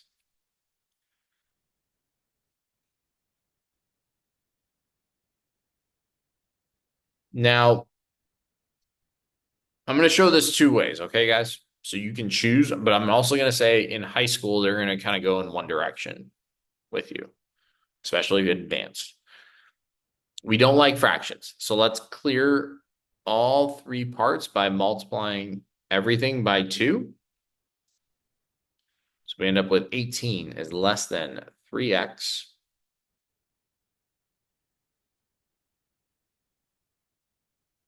Which is less than 12. And then next we would divide all 3 parts by this coefficient 3. So end up with 6 is less than x, which is less than 4, right? That is one way to solve it, okay? And for me, I'm great with that. Like, do that. High school, they'll take that too, all right?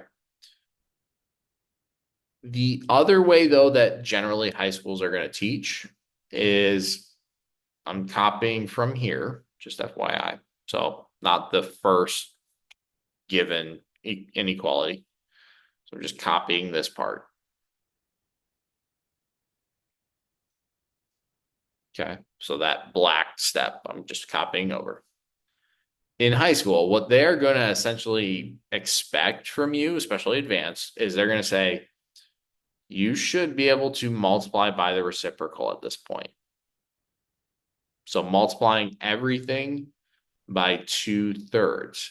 In other words, taking this and flipping those numbers and multiplying that to all 3 parts. Okay. Now, when you do that, you're getting that 18 over 3, which is still 6. So see how we got that a moment ago? From a moment ago. In the middle, 2's cancel, 3's cancel. Okay, so you're kind of knocking out 2 steps in one. And then on this side, you've got your 12 over 3, which is, 12 over 3, which is 4. So they're going to assume like they're going to go in that direction, guys. So just, I'm saying for this year, I am totally gravy. You guys going in this way, if you need that kind of broken down steps. But in high, especially advanced, they will expect you to know the reciprocal and be very comfortable doing that. Okay. All we did is flip the numbers. You're doing the same math as what we do. It's the exact same math, but kind of in shorter amount of steps. Like instead of 2 steps, you're doing it in 1. Okay. So now let's think about this answer for a moment. You have 6. We're going back right here. You have 6 is less than x, which is less than 4. So what is a number where it's bigger than 6? So a number bigger than 6. And, because this is a compound and inequality, and that number is smaller than 4. What number is bigger than 6 and less than 4. Again, pause, think about that. What number is bigger than 6 and less than 4? The answer is, hopefully you're realizing, is there's nothing. Like there's no number that is larger than 6. That'd be like 7, 8, 9, 10. Well, 7's bigger than 4 as well, though. It's not less than 4. If you went with 10, 6 is large, or I'm sorry, 6 is less than 10, but is not smaller than 4. See how it fails there? So 10 is bigger than 4. And so as a result, guys, the answer for this is no solution. You don't have anything. There's no number that will do that. And so this is one of those special and scenarios where you just have no solution. Nothing will work out. And so to graph that, if you had to graph, 0, you would leave your graph alone. There's nothing to graph. For interval notation, there is no interval that works. So you couldn't even do interval notation. Okay. So for a graph in that situation, interval notation and graph, you would kind of just leave like it's not possible. No solution. So no solution. Okay. And the graph, you just leave blank. Any questions at all with 8C, that special case scenario? Go ahead, feel free to pause the video if you do, but you do have to think about like numbers and what makes sense there. Okay. All right. Next up, moving on to 8D. Our goal is to solve this compound inequality. Now, the difference here is that we actually have the word and in between them. And so with this and, sometimes sometimes the questions are made this way where you have two inequalities separated by an and. The game is still the same. You're still solving an inequality. It's just an and one that has the word in between them. So I'm going to go ahead and copy 1/5 and is greater than negative 1/15. Just so we have some more working space. And n minus 13 over 8 is less than or equal to negative 73 over 40. Now, how you treat these is a lot like where you're treating two separate inequalities and solving each one separately. So for the left one, we don't like fractions. We're going to go ahead and multiply it. Well, you can do an LCM here. For the sake of consistency, let's just go ahead and do that. You're going to multiply both sides by 15. Okay? Because it'll help build other concepts. So 5 goes into 15, 15 goes into 15. You're going to multiply both sides by 15. Now, when you do that, you end up with 5 going into 15 3 times the numerator 1 is 3n, which is larger than, on the right side, negative 1 over 15 times 15. 15 goes into 15 one time, times negative 1 is negative 1. Next, we're trying to get n all alone, so we're going to divide this coefficient, 3 on both sides. So n is bigger than negative 1/3. Now, in high school, you could multiply both sides by 5, and that works in this scenario. But I'm trying to connect it with other concepts and broader picture, guys, where you're going for that LCD mode. Okay. Next on the other one, we have an LCD of 40 here. Again, you couldn't really do this with that previous one. Like the red, you were able to kind of do it a little bit quicker if you just did 5, but big picture, you kind of need an LCD here. So LCD is 40, and we're going to multiply both sides by 40. Now, when we do that, we're distributing our 40n, so you end up with 40n. 8 goes into 40 5 times. So that gets rid of the denominator 8, because 8 goes into 40 5 times. 5 times that numerator number, negative 13. Should be negative 65.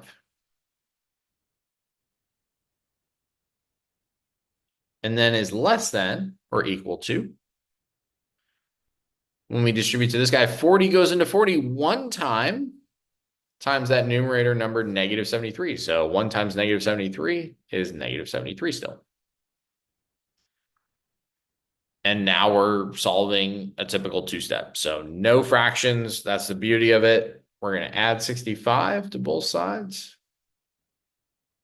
Boom. He's gone. 40n drops down. Is less than or equal to, looks like, negative 8. And then dividing both sides by 40. Boom. He's gone. N is less than or equal to. We can clean this up by dividing top and bottom both by 8.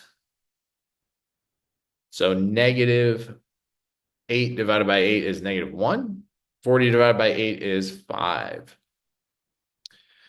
And again, we don't flip the sign there because we didn't divide by a negative. 40 was a normal positive. Okay. That numerator number can be anything. Positive, negative right here, doesn't matter. It's what you're dividing by there. Now, as we go to graph it, we have our number line. Ooh, let's get that a little bit cleaner. Yeah, let's even move it over so we have some more space. Negative 1/3. Negative 1/3. Well, that's like negative 0.3333333, and so on. So we have 0, negative 1. Negative 0.3 would be like right around here. And open or close circle, that would be an open one. So an open circle on negative 1/3. And then asking yourself as you test a number, is 0 bigger than negative 1/3? Is it? Is it? Well, the answer is yes, that's true. And so as a result, on this guy, you would shade that way, because it was true. 0 worked for the red. Now, for the blue, we have negative 1/5. So n is less than or equal to negative 1/5. Well, negative 1/5 is like negative 0.2. So it's closer to 0 than the red one was. Negative 0.33333. So this negative 1/5 is closer to 0. So it'd be like right around here somewhere. So negative 1/5 on the number line. And we saw that it has a bar underneath, so that's a closed circle on him, on negative 1/5. And then you want to think about numbers that are less than negative 1/5. So, for example, if you were to test 0 there, is 0 less than or equal to negative 1/5? Like, is it? Is 0 smaller than negative 1/5? No, it's supposed to be bigger than negative 1/5. And so as a result, on the graph, that blue one, if we tried 0, we saw that 0 didn't work. 0 was false. And so things like negative 1 would be true, because negative 1 is smaller than or equal to negative 1/5. Like, That's a true statement. -1 is smaller than or equal to -1/5.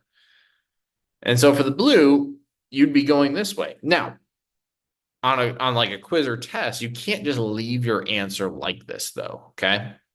Teachers generally tend to dock because you're not saying what is the final answer. So it's saying n has to be larger than -1/3, and at the same time, n is less than or equal to -1/5. And this is for that and case where it is overlapping. So pretty much just in this region right here, in between -1/3 and -1/5. These items get removed now. Because remember, and has to work for both of them, and it's pretty constraining. It's very, very like this has to happen, and at the same time, this has to happen. So not many results can come from that because it's very constraining. For interval notation, this is where I would encourage students to just essentially look at the graph too, or their inequalities, their final ones that they've created. Interval notation. Where does it start and where does it end? Start. Where does it start? And where does it end? So it looks like on the graph, we read it from left to right. It is starting at -1/3. Now you cannot be -1/3. So it's got a parenthesis there. But X is going along, going along, going along until you get to -1/5. But because it is a closed circle on -1/5, it's a bracket. And there's your interval notation. Again, always read interval notation from left to right, much like a book. Left to right. What's the smallest number to the biggest number? All right. Go ahead. Feel free to pause the video if you have any questions at all. That and question on 8D.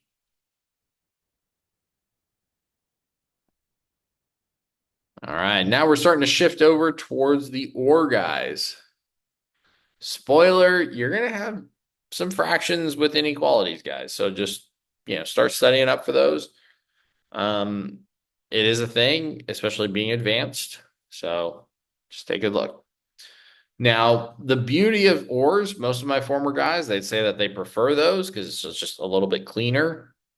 You essentially just solve two inequalities separately on their own. So you have x minus 10 is larger than or equal to -17/2. And then or this completely different inequality, x minus 12/5 is less than -61/40. Okay. Or ones really just kind of solve each one separately. Now, we don't like fractions, so yay, let's go ahead and clear those. LCD here is 2, so we're going to multiply 2 on both sides. And when we do that and distribute, 2 times x is 2x. 2 times -10 is -20. Greater than or equal to, on the right side, boom. 2 is going to go into 2 one time. Times -17 on the numerator is -17. Yay, no more fractions. Be careful with your distributing, though. Just make sure your signs are right, your numbers are right. And now we're trying to isolate x, get him alone. So we're going to add 20, add 20. So end up with 2x is greater than or equal to 3. And divide both sides by 2, that coefficient. So x is all alone, greater than or equal to 3/2, or essentially 1 1/2 on a number line. For the blue guy, again, we don't like fractions. Let's clear them out. Let's get rid of them. LCD here is, what's the smallest thing 5 goes into as well as 40 goes into? 40 is a big number, but they both go into 40. 5 goes into 40 evenly. 40 goes into itself, 40 evenly. So our LCD in this case is going to be 40. And so as a result, we are going to multiply both sides by 40.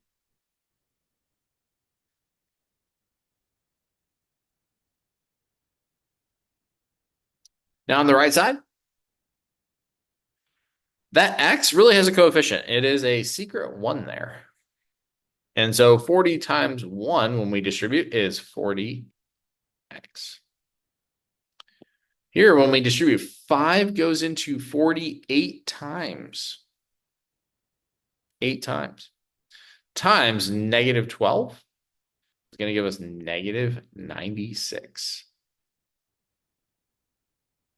It is less than. When we distribute to this guy, 40 goes into 41 time. Times that numerator number, negative 61, is negative 61. And now we're just essentially, yay, no more fractions, isolating x, getting it alone, solving two-step here. So we are going to add 96 to both sides. So we end up with 40x is less than 35. And then we're going to divide both sides by 40.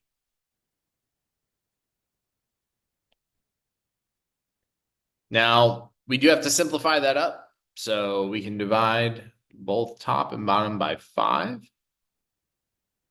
And when we do that, we end up with 35 divided by 5. Reducing it is 7. 40 divided by 5 is 8. So there's our blue or inequality.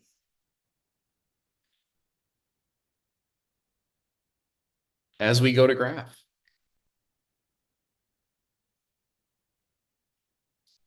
We got 0 on the number line.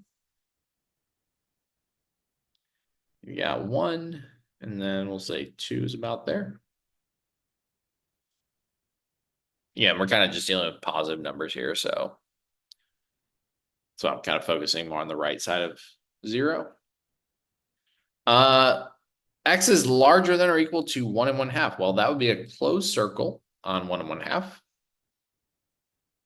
So on 1 1/2, we have a closed circle there. And if you were to test a number like 0, if you tried testing 0, is 0 bigger than or equal to 1 1/2? Like, is it? No, that's false. 0 is smaller. So that's false.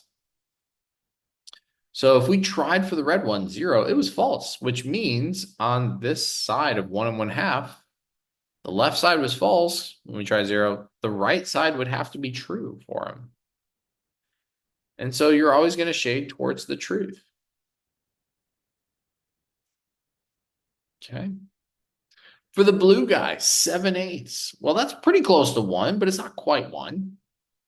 But we know that we also have an open circle right there. No bar underneath.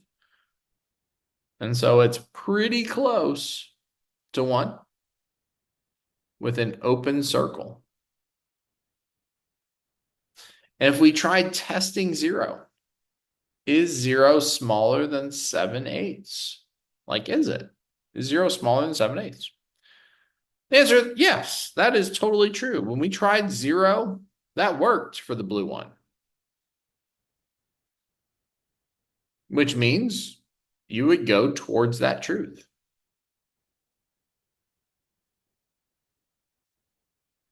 And so, guys, like when you tested 0 there on the blue one, because 0 worked, that side of 7/8 is true on the side with 0. If you tried something different, like bigger than 7/8, like if you tried 1 or 2, is 2 bigger or less than 7/8? No, that would be false, right? That 2 is supposed to be bigger. That test item just tells you which side is true or which side is false. And you only need one of them. You only need to test one thing to see which side is true. Now, there's our graph. For interval notation, again, this is always start to end.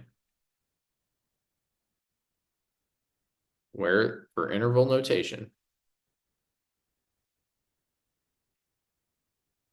where is it beginning? Where is it ending? Well, looking at our graph, how far out do we go to the left? Well, for the blue, we're going towards negative infinity. Like you're going forever. Ooh, we're going towards negative infinity. Forever in that direction because of that arrow. Can't really hold infinity in your hand, so parenthesis, comma. X is going along, going along, going along, going along, until we get to 7/8. Can't quite reach 7/8 though, so you have a parenthesis around 7/8. And then suddenly X takes a break, and X is like, just gotta take a break until we kick it back off at 1 1/2. But it can be 1 1/2 with that solid filled in circle there. So as a result, you have a bracket there. And then again, where does it end at? Well, X is going along, going along, going along forever towards positive infinity. Can't hold infinity in your hand, so parenthesis there. And this is that compound inequality where we see that, hey, it's in this blue region or that red region. Okay.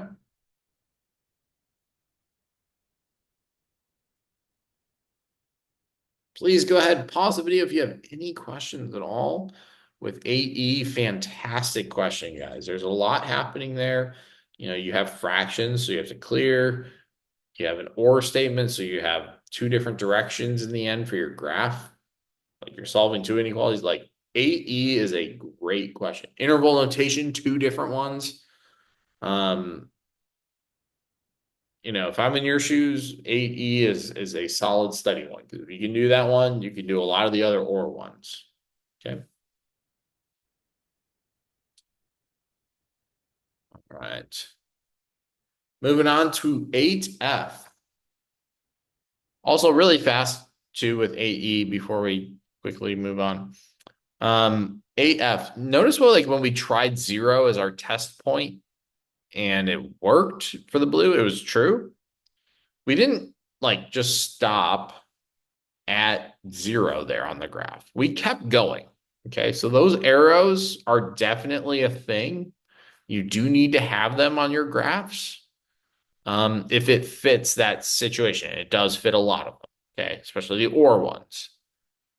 So make sure that you have those arrows saying, hey, we're going forever in this direction. If you don't, high school, myself, college, that is a thing. Like you have to say, I'm continuing in this direction. All right. So just don't forget arrows when they're appropriate. Generally speaking, guys, or ones, you're going to have arrows, and solo ones, like we saw earlier, where it was like X is less than or equal to a number. There's just one item, not compound. You're going to have arrows. And is where we kind of see that start, stop happen. Like start, stop, not arrows. Again, I'm not saying that's in all the time, but it's like 98% of the time. Okay. You got some special scenarios in that mix, but generally that's how it works. Or ones go out, like we've discussed in class a lot of the time, with arrows, and kind of go inward together. And kind of go in together. Okay. All right. 8F. Endgame goal is to try and get X all alone in the middle. We got an AND case. So to get 8F all alone, I'm sorry, to get F on 8F to get X all alone in the middle. We're going to subtract 2 from all three parts. Sorry, guys, just tired, I guess, doing this for a couple hours. You end up with just normal 28. Geez. It's less than or equal to 4x, which is less than or equal to negative 40. Now, again, trying to get x all alone in the middle. Well, we have this coefficient 4 stuck and glued to x. We want to divide all three parts with this and compound inequality. And when we do that, we have 7 less than or equal to x, which is less than or equal to, looks like negative 10. Okay, so then we go to graph, right? If you have spotted the issue, awesome. 7, he's over here. Negative 10 over there. So x is bigger than 7. So you would do like closed circle there on 7, and numbers bigger than that. So boom, that way, right? And at the same time, you have numbers that are less than negative 10. So on 10, you've got a closed circle right here, and numbers less than negative 10. So you have something like that. Well, on a graph, that's more of an OR situation.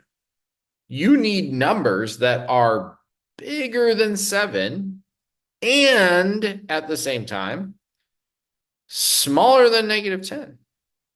What number can do that? What numbers are bigger than 7 and also has to satisfy both of them less than negative 10? Well, there is no number that can accomplish that. None. None whatsoever. So this would be, because it's a compound and, this would be a no solution case. There's no number that can be bigger than 7 and at the same time smaller than negative 10. So no solution. So the graph on a quiz or test, that would be incorrect. It would actually be like, you can't really graph it. Like nothing works. Not even the dot on those values would work. And then for interval notation, you just wouldn't have one. Like you would say no solution. So for interval notation, no solution. And again, in class, we talked about the math symbol for that. It's a O with that symbol kind of crossed out, no solution. All right, last one up, 8G. This is an OR guy. So again, when you see OR, just kind of like split, and then you have the left inequality and then the right inequality on their own. So 5a plus 2 greater than or equal to negative 8. Solving for a here, we're going to subtract 2 from both sides. Boom, he's gone. End up with 5a is greater than or equal to negative 10. Divide both sides by 5. A is bigger than or equal to negative 2. Again, we don't flip the sign because we didn't divide by a negative. 5 was a normal number there. For the other one, trying to isolate A and get him alone. Here, we're going to go ahead and subtract 7 from both sides. End up with negative 5a is greater than negative 50. And then we're going to divide both sides by negative 5. Boom, he's gone. Because we divided by a negative right there, our inequality does flip. All right? Because we divided by a negative. Inequality flips. Negative divided by negative is a positive. And then 50 divided by 5 is 10. So now we go to the graph. Boom. For our red, we have 0. Negative 2 is right around here. Open or closed circle on -2? Well, we know that that's a closed circle. And then we want to test a point.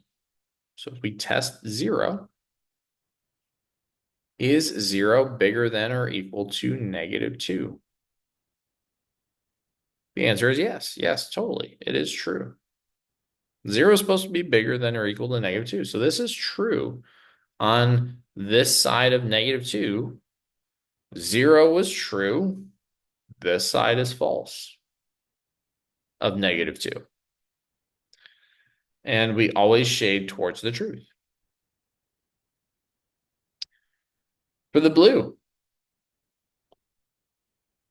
we have 10. I'm not going to do all the tick marks, but 10's about there, let's say. Open or closed circle on 10. Well, we know that that's an open circle. So on 10, we have an open circle. And then if you were to test 0, to ask yourself, hey, am I shading to the left of 10 or am I shading to the right of 10? Is 0 smaller than 10? Is it? Well, the answer is yes, that's true. So for the blue one, when we tried 0, it worked. It was true.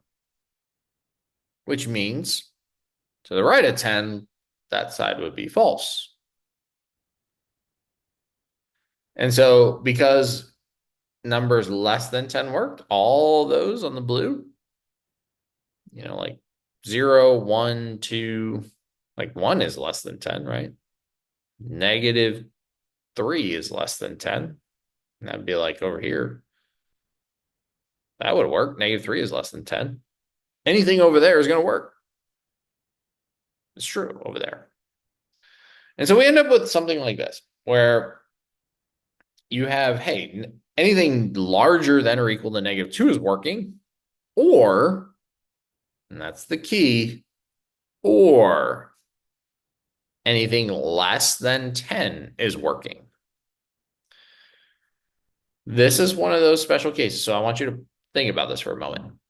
Anything larger than or equal to -2 is working and is true. Or anything less than 10 is working. Do not mix this up with and. It does happen. Don't mix this up with and. I'm going to just ask you, would, for example, like say I chose the number, and we've done this in class. If I chose the number, like say X or A rather, is 17. Okay. Or is very flexible. It just has to work for one of them. So is 17, if I dump it in to the red, is 17 bigger than or equal to -2? So I'm kind of like plugging it in here, guys. Is 17 bigger than or equal to -2? Yeah, that's true. Or for the blue guy, is 17 less than 10? No, it's not true there. That would be a false number. Like false statement. 17 is not bigger than 10. But because it's or, because it was true on one of them, that doesn't matter then. 17 works. 17 is good. It just has to work for one of them or the other. So or offers a lot of flexibility. It can be this or this. You've heard that in life, like you can be this or that. But it just has to work for one of them. And so we end up then with this graph. So then what is the final answer though? If it could be this or that? Well, because the blue is encompassing all of this area and the red is encompassing all of that side, it's going negative infinitely in that direction or infinitely in that direction. And all those numbers in between, so like here in the middle, that's working for both of them. It doesn't need to work for both of them. It just needs to work for one, but it is working for both there. So like we tried zero, right? It was true there when we tried zero for the red. It was also true there when we tried it for the blue. And that's great. Like that's extra goodness, I guess. But it only has to work for one.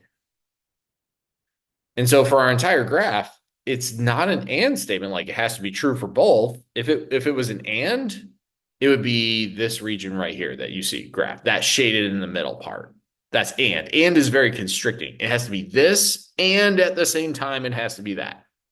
Or, like we said, is very flexible though, meaning you can be 17 in that situation where it only works for one of them, and 17's over here. And that worked. So as a result, guys, like if you chose -10, -7, -8, anything over here is going to work because it works for the blue. If you chose anything larger than 10, okay, great. That's still working for the red. Like 20 is larger than or equal to -2. That's still working over there. So on this one, this is a special case or where it is working for every single thing, everywhere it's working. Again, or is flexible. So it can be this or that. So your graph would be the entire graph shaded. Okay, not just the in between. That's and. It can be this or that. In this case, it would be your entire number line. And so for your interval notation, last part, interval notation. Well, you're going infinitely in the negative direction. So it's starting off at negative infinity. You can't hold that in your hand. But it's going forever in the positive direction towards positive infinity. Again, positive infinity, and then negative infinity over there.